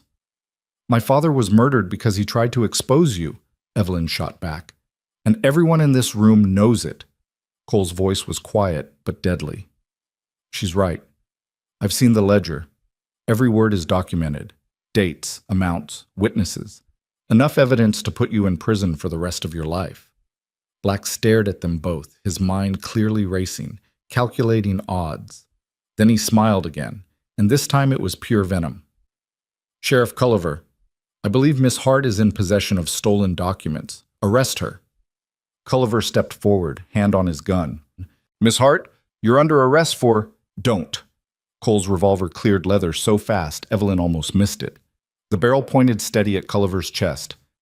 "Not another step." The room went silent. 30 people held their breath. "You're making a mistake, Drayton," Black said softly. "Drawing on a lawman. That's a hanging offense." "So is murder. So is fraud. So is every crime documented in that ledger." Cole's voice was ice. "But you know what? I don't think anyone's getting arrested today. I think we're going to walk out of here, and we're going to take those records to the territorial authorities in Denver, and then we're going to watch you burn. You'll never make it out of town alive." "Maybe not, but that ledger will, because it's not the only copy." Cole's pale eyes never left Culliver's face. "So here's what's going to happen. We're walking out that door. Anyone tries to stop us, I start shooting. And even if you kill us both, those records still reach Denver. Your choice." Barrett Black stared at them for a long moment. Then he laughed, a genuinely amused sound that made Evelyn's skin crawl. "You've got spine, I'll give you that. Both of you." He gestured to Culliver. "Let them go." "But sir—" "Let them go." Black's voice hardened. "They want to ride to Denver? Fine. It's a long road. Lots can happen between here and there." The threat hung in the air like smoke. Cole backed toward the door, keeping his gun trained on Culliver, his free hand reaching for Evelyn. She took it, felt his calloused palm close around her fingers, solid and certain.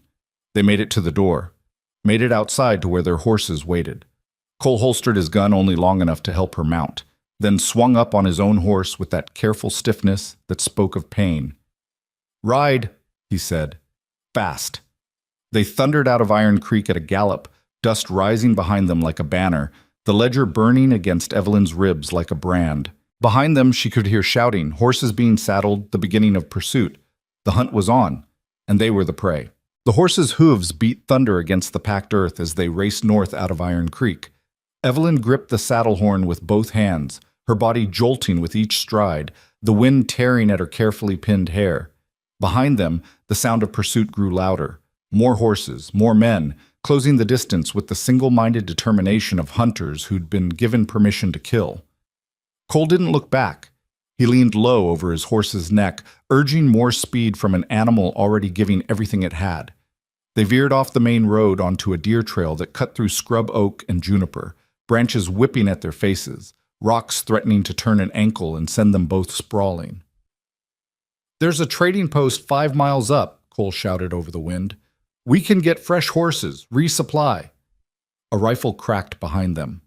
The bullet sang past Evelyn's ear close enough that she felt the displacement of air. Her horse screamed and surged forward, nearly unseating her. "Forget the trading post," Cole snarled. He pulled his own rifle from its scabbard without slowing. "Stay low and keep riding." Another shot. This one kicked up dirt 10 feet to their left. Evelyn risked a glance back and saw them, 6 riders, maybe 7, spread out in a loose line with Culliver in the center on that big bay gelding. They were gaining. Her horse was strong but hadn't been bred for speed, and Cole's dun was carrying a man who'd been hurt too many times to ride light. They burst out of the scrub into open country, and Cole swore viciously. A dry creek bed cut across their path, steep-sided and rocky, the kind that could snap a horse's leg if they took it wrong. He reined hard to the right, following the rim, looking for a crossing point while the pursuers closed the gap to 100 yards, then 75. "Cole!" Evelyn screamed. He saw it the same moment she did, a narrow cut in the bank, barely wide enough for a horse, but maybe, just maybe, possible. He didn't hesitate. He drove his horse straight at it, and the animal gathered itself and jumped, sailing over the gap in a moment of terrible grace before landing hard on the opposite side. The horse stumbled, caught itself, kept running. Evelyn's mount balked. She felt it hesitate, felt the fear in its trembling muscles. Behind her, the riders were 50 yards away. 40. Culliver was raising his rifle. "Come on!" she whispered desperately. "Come on, please!" The horse jumped. For one weightless second they were flying, hooves pawing air, Evelyn's stomach dropping through the soles of her feet. Then they hit the opposite bank and the horse's front legs buckled. Evelyn pitched forward, lost her grip on the saddle horn, and went flying over the horse's head. She hit the ground hard enough to drive the air from her lungs, rolled twice, and fetched up against a boulder with an impact that made stars explode behind her eyes. Pain lanced through her shoulder. She couldn't breathe, couldn't think, could only lie there gasping like a landed fish while the world spun, and her horse scrambled to its feet and bolted. Cole was there. She didn't know how, didn't see him dismount, didn't hear him coming, but suddenly he was dragging her upright, his arm around her waist, his voice harsh in her ear. "Can you run?" She nodded, or tried to. Her legs felt like water. "Then run." He half carried, half dragged her toward a tumble of red rocks 50 yards away, the kind of formation that dotted this country, ancient stone thrust up by forces that didn't care about the fragile things living on the surface. Behind them, the pursuers reached the creek bed. She heard shouting, horses whinnying, someone giving orders. They made it to the rocks as the first rider cleared the jump. Cole shoved her into a narrow gap between two boulders, barely wide enough for her shoulders, and pressed the rifle into her hands. "You know how to use this?" "My father taught me." "Good. Anyone comes through that gap who isn't me, you shoot them." His pale eyes were absolutely calm, absolutely certain. "And Evelyn, don't hesitate. These men will kill you without thinking twice." "Where are you going?" "To buy us time." He drew his revolver, checked the cylinder with practiced efficiency. "Stay down, stay quiet, and whatever you hear, don't come out until I tell you." He was gone before she could argue, slipping through the rocks like smoke, moving with a speed that shouldn't have been possible for a man carrying his injuries. Evelyn pressed herself deeper into the crevice, the rifle clutched against her chest, trying to quiet her breathing and failing. Her shoulder throbbed where she'd hit the ground. Her hands were shaking so badly she could barely keep her grip on the rifle. The first gunshot made her jump. Then another. Then a whole cascade of them, the sound echoing off the rocks until she couldn't tell where the shots were coming from or how many guns were firing. Men shouted. Horses screamed. Someone yelled for cover, and someone else yelled for them to flank around the south side. She wanted to look, wanted to see if Cole was all right, if he was hurt, if he needed help. But his orders had been clear, and something in his voice had told her this wasn't the first time he'd fought outnumbered. So she stayed in her crevice and listened to the battle rage around her and prayed to a deity she wasn't sure she believed in anymore. The firing slowed, stopped. In the terrible silence that followed, she heard boot heels on stone, someone breathing hard, the metallic click of a gun being reloaded. "Miss Hart," Sheriff Culliver's voice deceptively pleasant, "I know you're in there, and I know Drayton can't protect you forever. So why don't you save us all some trouble and come out? Hand over that ledger, and maybe, just maybe, I'll convince Mr. Black to let you live." She didn't answer, didn't move. Her finger found the rifle's trigger, curled around it. "No? All right then. Harlan, check those rocks." Heavy footsteps approached her hiding spot. She could see boots now, scuffed leather and trail dust, stopping just outside the gap. A shadow fell across the opening. A man's voice, thick and slow. I see her. Evelyn pulled the trigger. The rifle's recoil slammed into her injured shoulder and she screamed, but the shot went true. The man, Harlan, she assumed, staggered backward, clutching his leg, blood already darkening his pants. He went down hard, cursing in a steady stream of profanity. She shot me! The crazy witch shot me! More gunfire erupted, but now it was aimed at her position. Bullets spanged off the rocks, throwing chips of stone that stung her face. She pressed herself as flat as possible, making herself small, praying the boulders were thick enough to stop the lead. Then Cole's voice cut through the chaos, cold and deadly. Next man who shoots at her dies. The firing stopped. Evelyn risked a glance through the gap and saw him standing on top of the boulder formation, silhouetted against the sky like some avenging angel. He had his rifle to his shoulder, trained on Culliver, and even from 20 feet away she could see the blood on his shirt, the way he was favoring his left side. You're outnumbered, Drayton, Culliver said. Even if you kill me, my men will cut you down. Maybe, but you'll still be dead. And I'm guessing Barrett Black doesn't pay well enough for your boys to die avenging you. Cole's voice carried across the rocks, addressing the other men. Any of you want to test that theory? Want to see if you're faster than me? Because I promise you're not. Silence.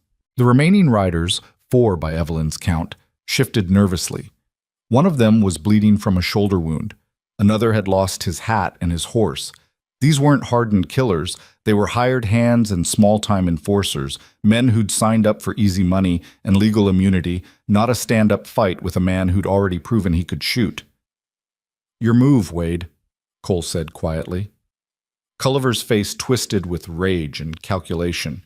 His hand hovered near his gun, and for a moment Evelyn thought he'd actually try it. Thought he'd draw and Cole would kill him and the whole thing would end in blood and powder smoke. Then Harlan groaned from the ground, still clutching his bleeding leg, and something in Culliver's expression shifted. He raised his hands slowly, deliberately. All right, you win this round. He nodded to his men. Get Harlan on a horse. We're leaving. Just like that? One of the hired men asked. Just like that. For now. Culliver's eyes never left Cole. But Drayton, this isn't over. You can't protect her forever. Sooner or later, you'll slip. And when you do, I'll be there. I'll be waiting, Cole said. They gathered their wounded and their horses and rode back toward the creek bed, leaving only dust and blood and shell casings behind. Cole stayed on his rock until they were out of sight, the rifle still to his shoulder, watching for treachery. Only when the last echo of hoofbeats faded did he lower the gun and climb down, moving with the careful precision of a man who'd pushed too hard and was paying for it. Evelyn crawled out of her hiding spot and ran to him. Up close, she could see the damage, a graze across his ribs on the left side, bleeding freely through his torn shirt. His face was gray with pain, his breathing shallow. You're shot, she said. Grazed. Looks worse than it is. He swayed, caught himself against a rock. We need to move. They'll be back once they regroup, and they'll bring more men. You need a doctor. I need to get you somewhere safe. He looked around, taking in the scattered remains of the fight, his horse grazing 50 yards away, her horse nowhere to be seen, the sun starting its slide toward the western peaks. It's at least 10 miles to the next ranch. We'll have to ride double. Cole, you're bleeding. I know, but I've bled before and lived. Come on. He caught his horse. The dun gelding had stayed close despite the gunfire, well-trained and loyal, and hauled himself into the saddle with a grunt of pain that he tried to hide. Evelyn climbed up behind him, wrapping her arms around his waist and feeling the warm wetness of blood soaking through his shirt. They rode north as the sun bled into evening, following game trails and old mining roads, avoiding anything that looked traveled. Cole's breathing got rougher as the miles passed, his body rigid with the effort of staying conscious. Evelyn held him upright when he started to lean, whispered encouragement when his eyes started to close, and tried not to think about what would happen if he passed out and fell. Full dark caught them in a narrow canyon with walls that glowed red in the last light. Cole reined in beside a trickle of water running between the rocks, dismounted with a barely suppressed groan, and promptly sat down hard. Can't go farther tonight, he said. His words were slurring slightly. Too dark. Too dangerous. Evelyn slid down and went to him, pressing her hand against the wound in his side. The bleeding had slowed but not stopped, and his skin was hot to the touch. Not good. Not good at all. "We need to clean this," she said. "In the morning. Right now I just need to not move for a while." She gathered wood while there was still light to see by, built a small fire in the shelter of an overhang where the smoke would disperse before giving away their position. The horse she unsaddled and hobbled near the water, grateful that at least one of them would eat tonight. From the saddlebag she found jerky, hardtack, and a canteen. Not much, but enough. Cole had stripped off his shirt and was examining the wound with clinical detachment, poking at the torn flesh like it belonged to someone else. In the firelight she could see the full extent of the damage. The old burn scars, the new bullet graze, the purple bruising that suggested broken or cracked ribs underneath. "You should have let them take me," she said quietly. "Would have been easier." Easier isn't always right. He looked up at her, his pale eyes reflecting firelight. "Your father tried to do this alone and they killed him. I tried to run from my problems and they followed me. Maybe this time, two of us together will make the difference. Or maybe we'll both die. Maybe. But at least we'll have tried." He winced as he shifted position. "Hand me that canteen." She did, and he poured water over the wound, washing away blood and dirt with steady hands. The water ran red, then pink, then almost clear. When he was satisfied, he tore a strip from his ruined shirt and bound the wound tight, moving with the ease of someone who'd done field medicine on himself too many times to count. "Your turn," he said. "I'm fine." "You flew off a horse and hit a boulder. You're not fine. Let me see your shoulder." She started to argue, then gave up. Her shoulder was screaming, a deep ache that suggested bruising, if not worse. She turned her back to him, and he helped her ease the dress down far enough to see the damage. His fingers were gentle as they probed the joint, professional and careful. "It's not dislocated, probably just badly bruised." He wet another strip of cloth and cleaned the scrapes on her back where she'd hit the ground. "You did good today, with the rifle. Not many people can make that shot under pressure." "I didn't think. Just pulled the trigger."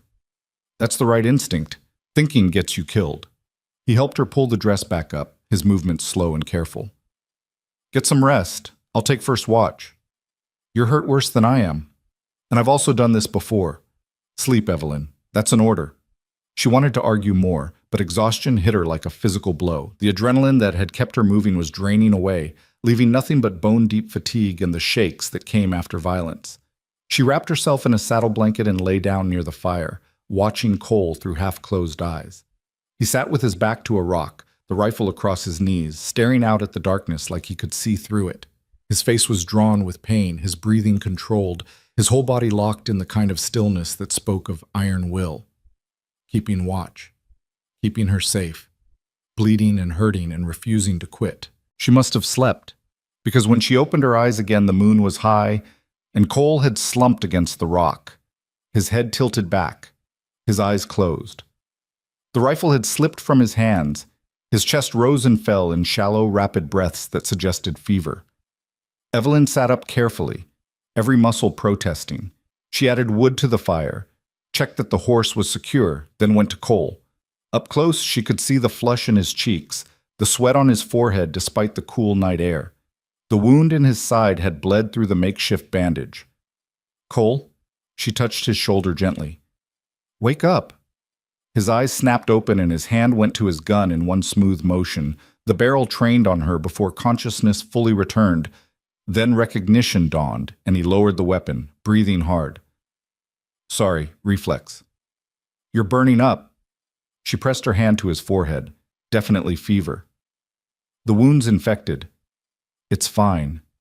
"It's not fine. You need proper medical care. What I need is to get you to safety. After that, I'll worry about myself." He started to stand, made it halfway, and his legs gave out. Evelyn caught him before he could fall, staggering under his weight. "You're not going anywhere except back to sleep," she said firmly. "I'll keep watch." "Evelyn, don't argue with me. You've been shot. You're feverish, and you can barely stand.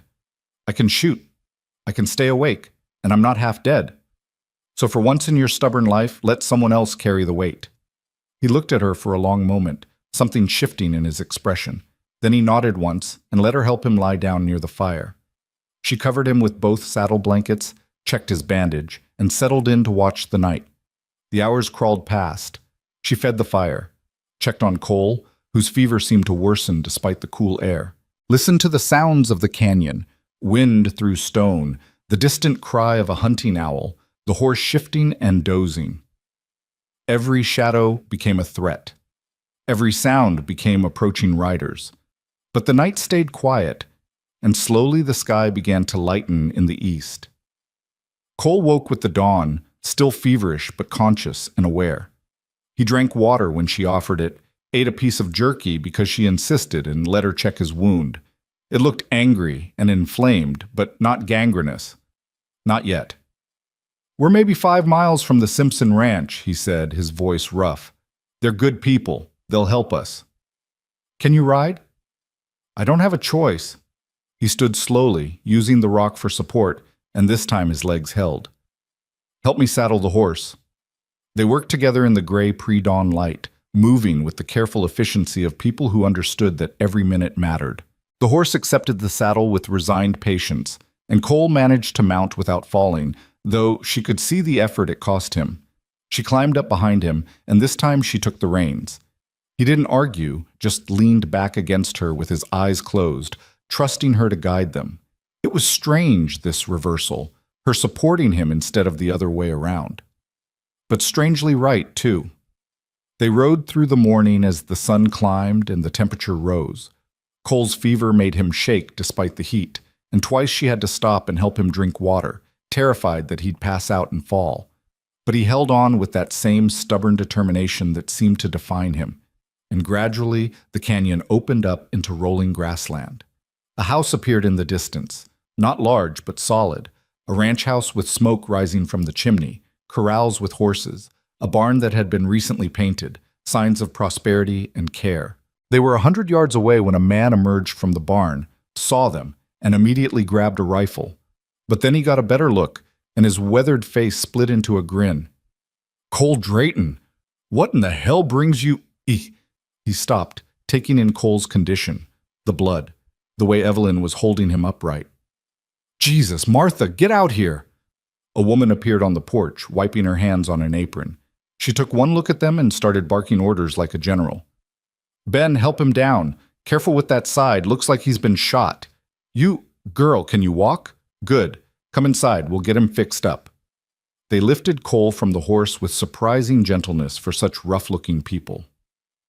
The man, Ben Simpson, Evelyn assumed, was all weathered leather and hard muscle, but his hands were careful as he supported Cole's weight.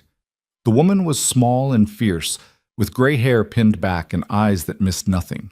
They carried Cole inside to a bedroom that smelled of lavender and clean linen, laid him on a quilt-covered bed, and Martha immediately started cutting away his bandage with scissors from her sewing basket. "Lord have mercy," she breathed, seeing the wound. "Ben, boil water and get my medicine kit. This boy's in a bad way." Over the next hour, Evelyn watched Martha work with the calm competence of someone who'd dealt with injuries before. She cleaned the wound with something that made Cole bite back a scream, packed it with herbs that smelled sharp and medicinal, and stitched it closed with neat, practiced movements.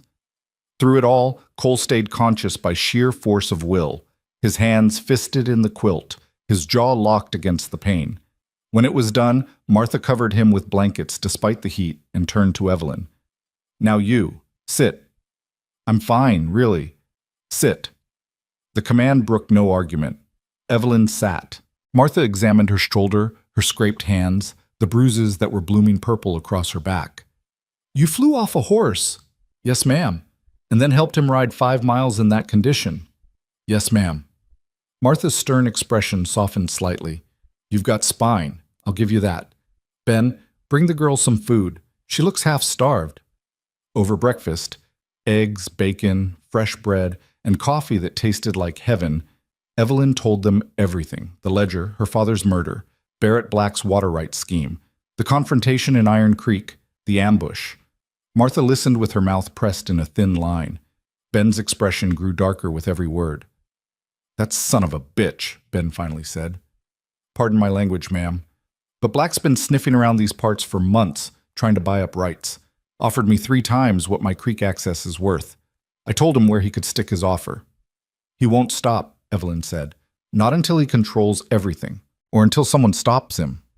Then someone better stop him. Martha stood, gathering dishes with brisk efficiency. Cole mentioned you were heading to Denver, to the territorial authorities.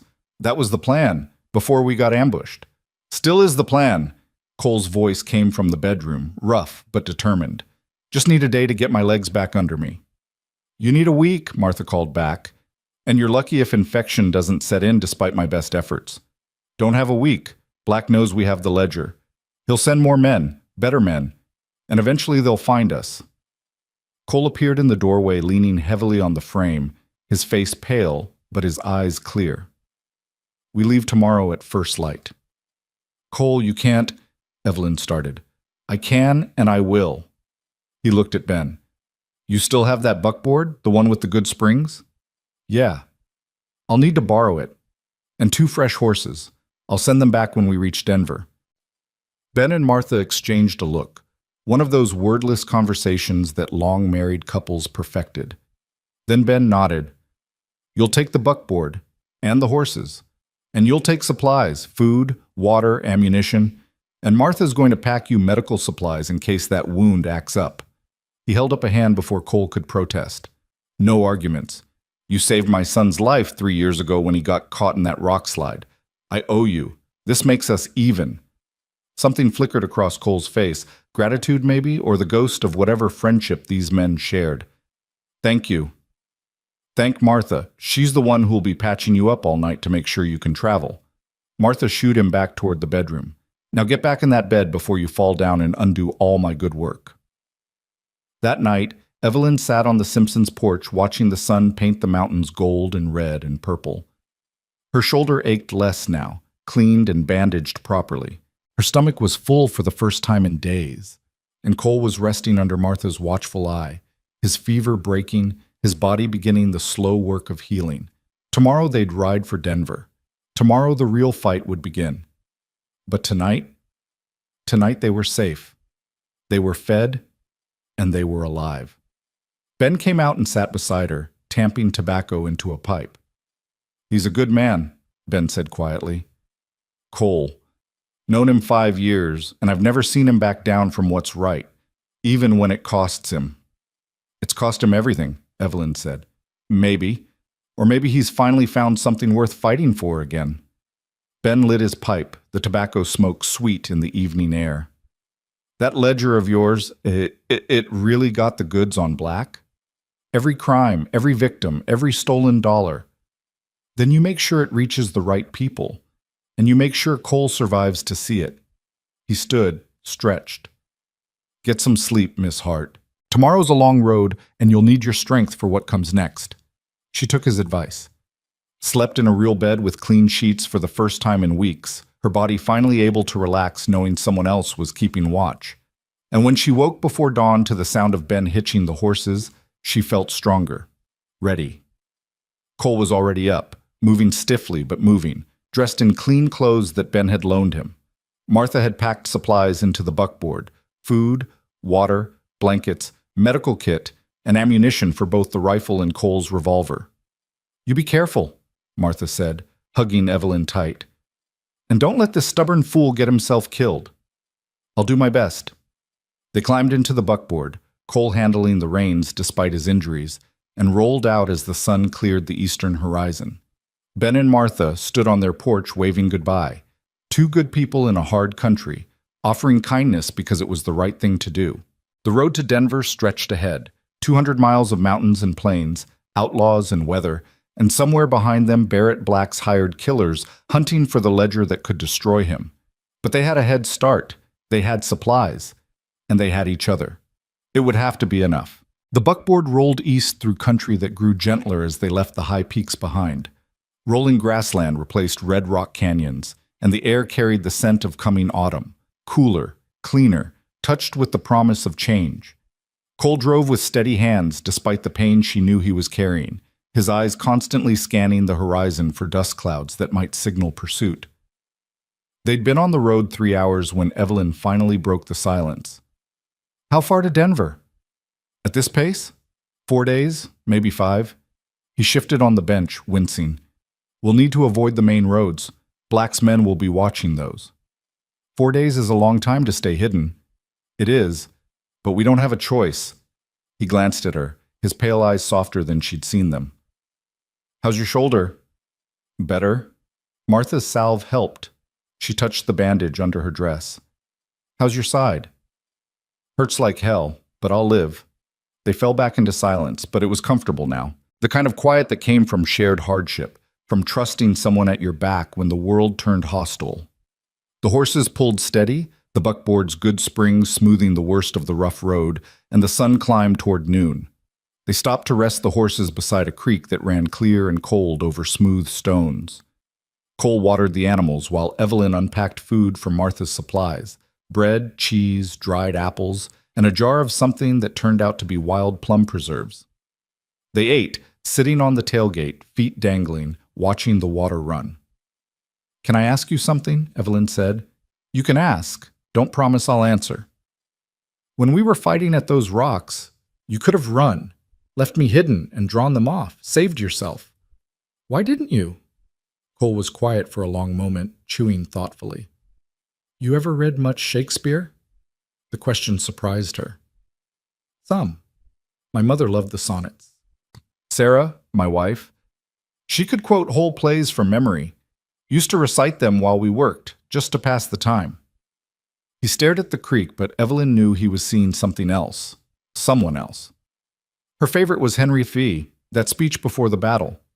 We few, we happy few, we band of brothers. He looked at her then. She said the best thing about marriage wasn't the romance or the comfort. It was knowing someone would stand with you when the whole world turned against you, that you weren't alone in the fight. She sounds remarkable. She was. He finished his bread, brushed crumbs from his hands. When she died, I forgot that feeling. Forgot what it was like to fight alongside someone instead of just fighting.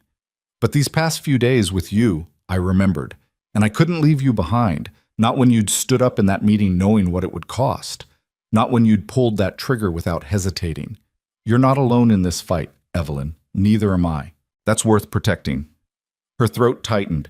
She reached over and took his hand, feeling the calluses and scars, the strength that had carried them both this far. He squeezed back, just once, then released her and stood. We should keep moving. Want to make another 10 miles before we camp for the night. They rolled on through the afternoon, the landscape slowly transforming. More farms appeared, small homesteads carved out of the grassland with neat fields and sturdy houses. Signs of civilization creeping back after the wild country they'd left behind. But civilization meant more people, more eyes, more chances for someone to recognize them and send word back to Barrett Black. Cole took them off the main road onto a track that was barely more than 2 ruts through the grass. It was slower going, rougher on the horses, but it kept them away from prying eyes.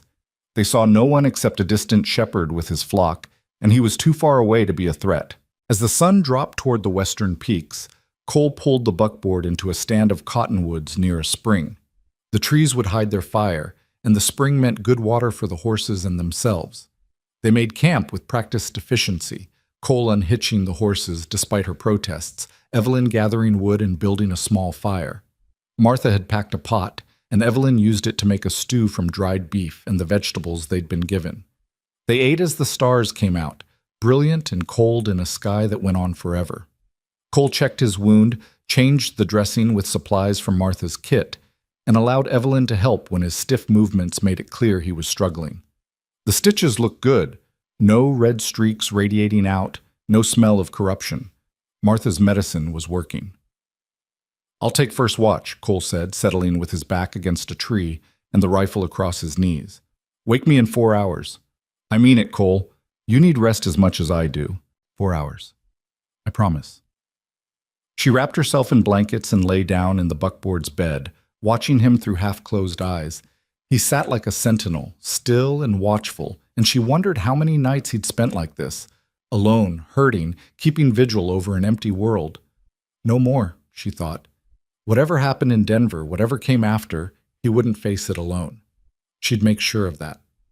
Sleep took her gently, and for once she didn't dream of her father's broken body or Sheriff Culliver's smile.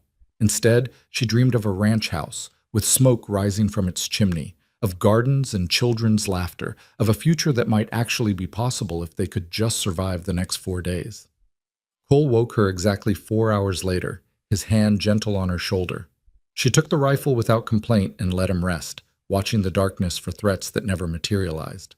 When dawn broke gray and cool, they shared coffee and cold biscuits and got back on the road. The second day passed much like the first, slow miles through empty country, stops to rest the horses, meals eaten in companionable silence. But as afternoon bled toward evening, they crested a rise and saw smoke on the horizon. Too much smoke. Too dark. "Fire," Cole said, his voice tight. "Big one." They urged the horses faster, following the smoke to its source. What they found made Evelyn's breath catch. A homestead was burning, house, barn, everything. The flames were already dying down, which meant the fire had been set hours ago, but the destruction was total. Nothing remained but blackened timber and ash. Cole pulled the buckboard to a stop 100 yards away and climbed down, his hand on his gun. "Stay here." "Cole, stay. Here." His tone brooked no argument. He approached the ruins carefully, rifle ready, checking for survivors or threats. Evelyn watched from the buckboard, her heart hammering, wondering what they'd stumbled into. He came back 10 minutes later, his face grim. "Family's gone. Cleared out before the fire, by the look of it. No bodies." "Who would do this?" "Could be anyone. Claim jumpers, outlaws, someone settling a grudge." But his eyes told a different story. He thought it was Black's men sending a message, making examples. They moved on quickly, neither of them wanting to linger near the destruction. But the burned homestead haunted Evelyn's thoughts. How many families had Black destroyed this way? How many lives had he ruined in his quest for money and power? The ledger documented the financial crimes, but it couldn't capture the human cost, the fear, the grief, the homes reduced to ash. That night they made a cold camp with no fire, Cole's paranoia overriding comfort. They ate dried meat and hard cheese and rationed their water, and when Evelyn protested that they had plenty, Cole shook his head. "We're 2 days from Denver. That's when Black will make his move if he's going to. We need to be ready for anything." "You think he's ahead of us?" "I think he's smart enough to figure out where we're going, and I think he's desperate enough to do whatever it takes to stop us."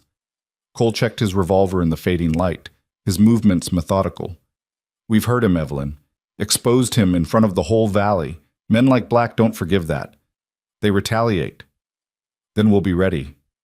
We'll try to be ready. But ready doesn't mean safe." He looked at her in the gathering darkness. "If something happens to me tomorrow, if we get separated or I go down, you keep riding. You get that ledger to Denver, to the territorial marshal's office, and you don't look back. Understand?" "I'm not leaving you." "You will if I tell you to. This is bigger than either of us now." His voice was gentle but firm. "Your father died for this. I won't let his death be meaningless. So you promise me. If it comes down to saving me or saving the ledger, you save the ledger." She wanted to argue, wanted to tell him that she'd rather burn the ledger than watch him die. But she saw the look in his eyes, the certainty, the acceptance, the quiet courage of a man who'd already lost everything once and knew he could survive it again. "I promise," she whispered. "Good." He handed her the rifle. "Your watch. Wake me if anything moves." The night passed in tense silence. Every sound made her jump, the wind through the grass, an owl's cry, the horses shifting in their hobbles. But dawn came without incident, and they rolled out before the sun cleared the horizon. The third day brought them into more populated country. They passed wagons heading west, saw farms with cattle grazing in green pastures, crossed a railroad track that gleamed in the sunlight. Signs that Denver was close, that civilization and law and order were within reach. But it also meant they couldn't hide anymore. They were exposed, visible, vulnerable. Cole drove with his rifle propped beside him now, not bothering to hide it. His eyes scanned every ridgeline, every stand of trees, every place an ambush might be waiting. The tension rolled off him in waves, and Evelyn felt it too, the sick certainty that the other shoe was about to drop. It happened at a trading post 20 miles outside Denver. They'd stopped to buy supplies and ask about the road ahead. The trading post was a squat log building with a porch sagging under the weight of too many seasons and a handful of horses tied out front. Cole told Evelyn to wait in the buckboard while he went inside, but she could see him through the dirty window, talking to the proprietor, his body language tight and wary. He came out fast, his face pale. "We need to go, now." "What's wrong?" "Black's men hit the trading post yesterday, asking about us, showing descriptions. The owner told them we hadn't come through yet." Cole climbed into the buckboard and snapped the reins, sending the horses into a trot. "But they're waiting for us, somewhere between here and Denver." "How many?" He didn't know, at least 6. Maybe more. Cole's jaw was set, his hands white-knuckled on the reins. "They know we're coming, they know we have the ledger, and they've got orders to take it by any means necessary." Evelyn's hand went to her bodice where the ledger pressed against her ribs, that cursed book that had already cost so much. "We could go around, find another way into Denver." "There is no other way. Not without adding 2 days to the trip, and we don't have 2 days. The longer we're out here, the more time they have to find us." He looked at her, his pale eyes steady despite the fear she knew he was feeling. "We go straight through, fast and hard. If they try to stop us, we fight." "Cole, I know, but we're out of options." He reached over and squeezed her hand, quick and hard. "Remember your promise. If it goes bad, you run." They pushed the horses harder than they should have, the buckboard rattling over ruts and rocks, both of them scanning the country ahead for any sign of ambush. The road wound through a series of low hills covered in scrub oak and pine, the kind of terrain that was perfect for an ambush. Plenty of cover, limited visibility, no way around. Cole saw them first. His hand shot out, pointing to a ridgeline on the left where sunlight had glinted off something metallic. "There." Then the shooting started. The first bullet punched through the buckboard side panel. The second took the hat off Cole's head. He swore and snapped the reins, sending the horses into a panicked gallop, while Evelyn grabbed the rifle and tried to return fire despite the bucking vehicle. Riders appeared on both sides of the road, 6 of them, just like the trading post owner had said, with Sheriff Wade Culliver in the lead on that big bay gelding. They closed in like wolves on wounded elk, firing as they rode, their bullets kicking up dirt and splintering wood. "Hold on!" Cole shouted.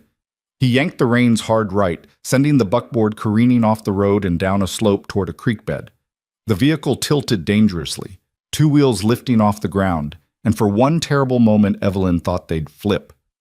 But the wheels came down hard and they bounced through the creek in a spray of water. The maneuver bought them seconds. Cole used it to put a stand of cottonwoods between them and the shooters, then pulled the horses to a plunging stop. "Out! Now!" They abandoned the buckboard and ran for the rocks on the far side of the creek, Cole dragging supplies while Evelyn clutched the rifle and the saddlebags containing the ledger. Bullets sang through the air around them. One of the horses screamed and went down, thrashing in the traces. The other bolted, pulling the buckboard sideways. They made it to the rocks as the riders splashed into the creek. Cole shoved Evelyn behind a boulder and brought his rifle up, his movements smooth despite the pain she knew he was in. His first shot took one of the riders out of the saddle. His second made another man's horse rear and throw its rider. Then Culliver's voice cut through the gunfire. "Hold your fire! Drayton, you're surrounded and outgunned. Send out the girl and the ledger, and maybe I'll let you ride away." "Go to hell, Wade!" Cole shouted back. "Wrong answer," Culliver gestured to his remaining men. "Burn them out." 2 of the riders produced torches, already lit and ready. They threw them into the dry grass at the edge of the cottonwood stand, and flames caught immediately, racing through the tinder-dry vegetation with terrifying speed. Within seconds, smoke was rolling toward their position, thick and choking. "We can't stay here," Evelyn coughed. "I know." Cole looked around desperately, trying to find an escape route, but Culliver had positioned his men well. Shooters on 3 sides, fire on the 4th. They were trapped. "Cole Drayton!" A new voice coming from upslope. Not Culliver. Someone else. "This is Federal Marshal James Hendricks. Throw down your weapons and come out with your hands up." Cole's head snapped around, his expression shocked. Through the smoke, Evelyn could see more riders coming down the slope. at least a dozen men in dusters, with badges glinting on their chests. The cavalry had arrived. "Marshal!" Cole shouted. "We've got evidence of crimes against Barrett Black. Sheriff Culliver's been trying to kill us to keep it quiet." "That's a lie," Culliver yelled. "They're criminals, fugitives." "Then why are you burning them alive, Sheriff?" The marshal's voice was dry as desert sand. "Seems like excessive force for an arrest. Boys, secure those men." The federal marshals moved in with the efficiency of professionals. Culliver tried to run but was brought down by 2 deputies. His remaining men threw down their weapons without a fight, smart enough to know when they were beaten. The fire was smothered with blankets and dirt before it could spread further. Marshal Hendricks dismounted and walked toward the rocks, his hands visible and empty. He was a lean man in his 50s with a weather-beaten face and shrewd gray eyes that had seen everything twice. "You can come out now," he called. "You're safe." Cole emerged first, rifle still ready, protecting Evelyn with his body. The marshal took in Cole's blood-stained shirt, Evelyn's bruised face, the desperate circumstances of their last stand. "Well," he said mildly, "looks like we got here just in time. I'm Marshal Hendricks, and you must be the folks who've been causing Barrett Black so much trouble." "You know about Black?" Evelyn asked. "Know about him? Ma'am, I've been investigating him for 6 months. Got reports of land fraud, water theft, bribery, and a whole host of other crimes stretching from here to Wyoming." He gestured to his deputies, who were shackling Culliver and his men. "Problem was, I couldn't prove any of it. Black's smart, covers his tracks. Until I got a telegram from a ranch couple named Simpson saying 2 people were headed my way with evidence that could crack the case wide open." Cole's face went slack with relief. "Ben and Martha sent word." "They did. Soon as you left, from the sound of it, figured you might need backup." Hendricks looked at Evelyn. "You wouldn't happen to be Miss Evelyn Hart, would you? Daughter of Theodore Hart?" "I am." "Then I'm very pleased to meet you. Your father tried to contact my office a few months before he died. Never got the chance to send the evidence he mentioned, but I've been hoping someone would finish what he started." He held out his hand. "May I see it?" Evelyn pulled the ledger from her bodice with shaking hands and gave it to him. Hendricks opened it carefully, his eyes scanning the pages, and his expression hardened with each line he read. "Sweet mercy," he breathed. "This is enough to hang him 10 times over. Bribery, fraud, conspiracy, theft, illegal seizure of property." He looked up at Evelyn. "Miss Hart, this ledger is the most comprehensive evidence of criminal enterprise I've seen in 20 years. Your father did good work. Will it be enough to arrest Black?" "It'll be enough to arrest him, try him, convict him, and put him in prison for the rest of his natural life." Hendricks closed the ledger carefully. "And with Sheriff Culliver's testimony, and he will testify once he realizes the alternative is hanging, we'll roll up Black's entire operation. Every bribed official, every corrupt land agent, every hired gun. This is the end of the line for Barrett Black." Evelyn's knees gave out. She sat down hard on a rock, the relief hitting her like a physical blow. It was over. After months of hiding, running, fighting, it was finally over. Cole sat beside her, his hand finding hers and holding tight. "What happens now?" "Now you come with me to Denver. Give your statements, turn over the evidence officially. Let the doctors look at that wound." Hendricks gestured to his deputies. "And then you go home and let us handle the rest. You've done your part. More than your part." The ride to Denver passed in a blur. Evelyn sat in the back of a marshal's wagon with Cole, both of them too exhausted to speak, watching the mountains recede behind them. They reached the city as the sun set, turning the buildings gold and red, and were taken to the marshal's office, where they spent the next 3 hours giving statements to a court stenographer who wrote everything down in careful script. By the time they were done, it was full dark. Hendricks arranged for rooms at a boarding house. Separate rooms, he was careful to note, because propriety still mattered even in the aftermath of violence. A doctor came and examined Cole's wound, pronounced Martha's work excellent, and rewrapped it with clean bandages. Another doctor looked at Evelyn's shoulder and said it would heal fine with rest. Rest. It seemed like a foreign concept, but that night, in a clean bed with locked doors and federal marshals standing watch outside, Evelyn slept without dreaming and woke to sunlight streaming through lace curtains. Cole was waiting for her in the boarding house dining room, cleaned up and dressed in new clothes that actually fit. His face was still drawn with pain, but his eyes were clear, alive. They shared breakfast, eggs, bacon, fresh bread with butter, and didn't talk about the ledger or black or any of it. Just ate like normal people living normal lives. "What will you do now?" Evelyn asked finally. "Go back to the ranch. Make sure Marcus and James didn't burn the place down while I was gone. Get the fall work done before the snow comes." He paused. "What about you?" "I don't know. I hadn't thought past getting here." "You could come back with me. The housekeeper job is still open, and the ranch could use someone who knows how to keep books properly." He looked at her directly. "If you wanted." She met his eyes, those pale winter sky eyes that had watched over her, protected her, believed her when no one else would. And she thought about the ranch with its green valley and running creek, the mountains rising purple in the distance, the kind of peace that could only be earned through hardship. "I'd like that," she said softly. 2 weeks later, Marshal Hendricks came to the ranch himself to deliver the news. Barrett Black had been arrested in his Denver hotel room, charged with 43 counts of fraud, theft, bribery, and conspiracy. Sheriff Wade Culliver had turned state's evidence in exchange for a lighter sentence. The land office in Iron Creek had been raided, its corrupt officials removed, and the water rights that Black had stolen were being returned to their rightful owners. "The trial will be in the spring," Hendricks said, accepting coffee from Evelyn's hands. "You'll both need to testify, but with the ledger and Culliver's testimony, it's an open and shut case. Black will spend the rest of his life in prison."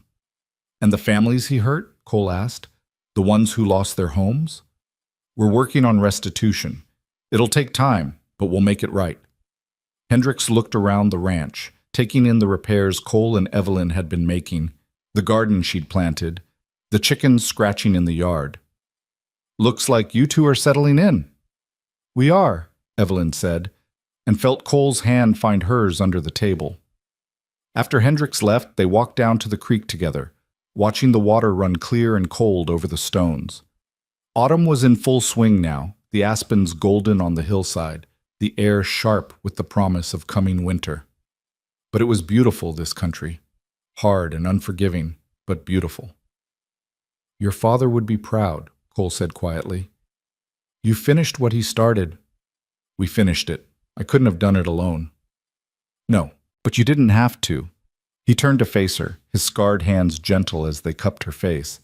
"Sarah used to say that the best thing about loving someone was knowing you didn't have to face the world alone. I forgot that for a long time, but you reminded me." "Cole?" He kissed her, soft and careful, like she was something precious that might break. And when he pulled back, his eyes were wet. "I'm not asking you to replace her. That's not what this is. But I'd like to build something new, here, with you, if you want." Evelyn thought about her father's ledger, about justice served and debts paid. Thought about the long road that had brought her here, from the mud of Iron Creek to this quiet valley, from despair to hope, from running alone to standing with someone who understood what it meant to fight. "I want," she said simply. They were married in the spring, right after the trial, where Barrett Black was convicted on all counts and sentenced to 20 years in territorial prison. The ceremony was small, just Marcus and James, Ben and Martha Simpson, and Marshal Hendricks, who'd agreed to stand as witness. Evelyn wore her mother's wedding dress that Martha had carefully mended, and Cole wore his best suit with his father's pocket watch.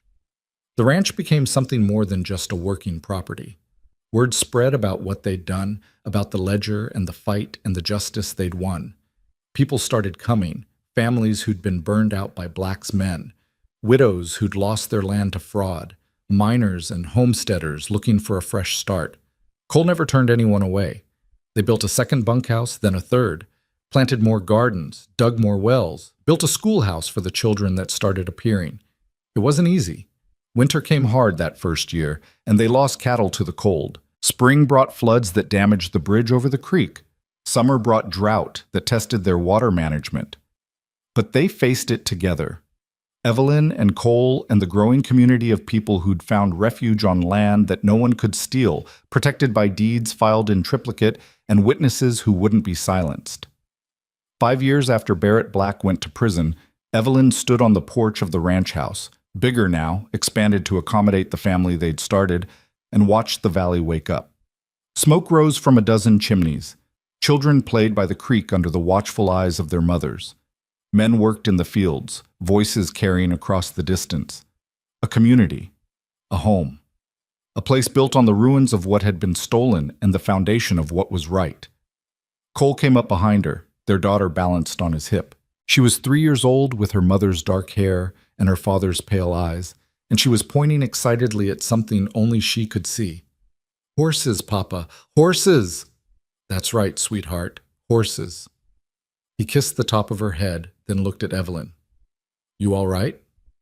"More than all right." She leaned into him, feeling the solid warmth of his body, the steady beat of his heart. The scars were still there, his and hers, inside and out, but they'd healed as much as such wounds could heal, leaving them stronger in the broken places. In the distance, thunder rumbled.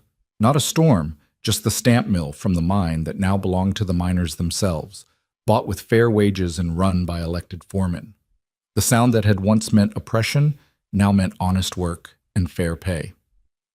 Evelyn thought about her father sometimes, wondered what he'd think of all this, the ranch, the community, the family, wondered if he could see that his death hadn't been in vain, that the ledger he'd kept in secret had changed everything. She liked to think he knew, that somehow, somewhere, Theodore Hart understood that his daughter had taken his fight and finished it, that justice had been served, that the people he'd tried to protect were finally, truly free. "Come on," Cole said, shifting their daughter to his other hip. "Marcus said one of the mares is about to foal. Thought we could take Emma down to see." "Can I ride the horse, Papa?" "When you're bigger, sweetheart. For now you get to ride on my shoulders." They walked down toward the barn together, the three of them, with the sun rising over the mountains and the whole valley spreading out before them like a promise kept. Behind them, the ranch house stood solid and warm, smoke rising from its chimney, a symbol of everything they'd built from the ashes of what had been destroyed. The ledger sat in a bank vault in Denver now, locked away as evidence and testimony, a record of crimes and the people who'd fought to expose them. But its real legacy was here, in this valley, in these people, in the children who would grow up free from the shadow of men like Barrett Black. Evelyn Hart had come to this valley running from her past, carrying nothing but a dead man's evidence and the fading hope of justice. She'd found Cole Drayton, himself running from ghosts and grief, and together they'd stopped running and started fighting. They'd faced down corruption and violence and the kind of evil that wore expensive suits and smiled while it stole everything. And they'd won. Not because they were stronger or smarter or luckier than the people who'd tried to stop them, but because they'd refused to give up. Because they'd stood together when standing alone would have been easier. Because they'd believed, even when belief seemed foolish, that truth still mattered, that justice could still be found, that two people fighting for what was right could make a difference. The sun climbed higher, turning the grass gold, and somewhere in the valley a child laughed, free and clear and unafraid. The sound carried on the wind like a benediction, like forgiveness, like hope. And in the warmth of that morning, with her husband's hand in hers, and their daughter's laughter echoing across the land they'd fought to protect, Evelyn finally understood what her father had tried to tell her all those months ago. Some fights were worth the cost. Some truths were worth protecting, and some loves were worth building a whole new world around. This was that world, hard won and dearly bought, but theirs, finally, completely theirs, and it was enough.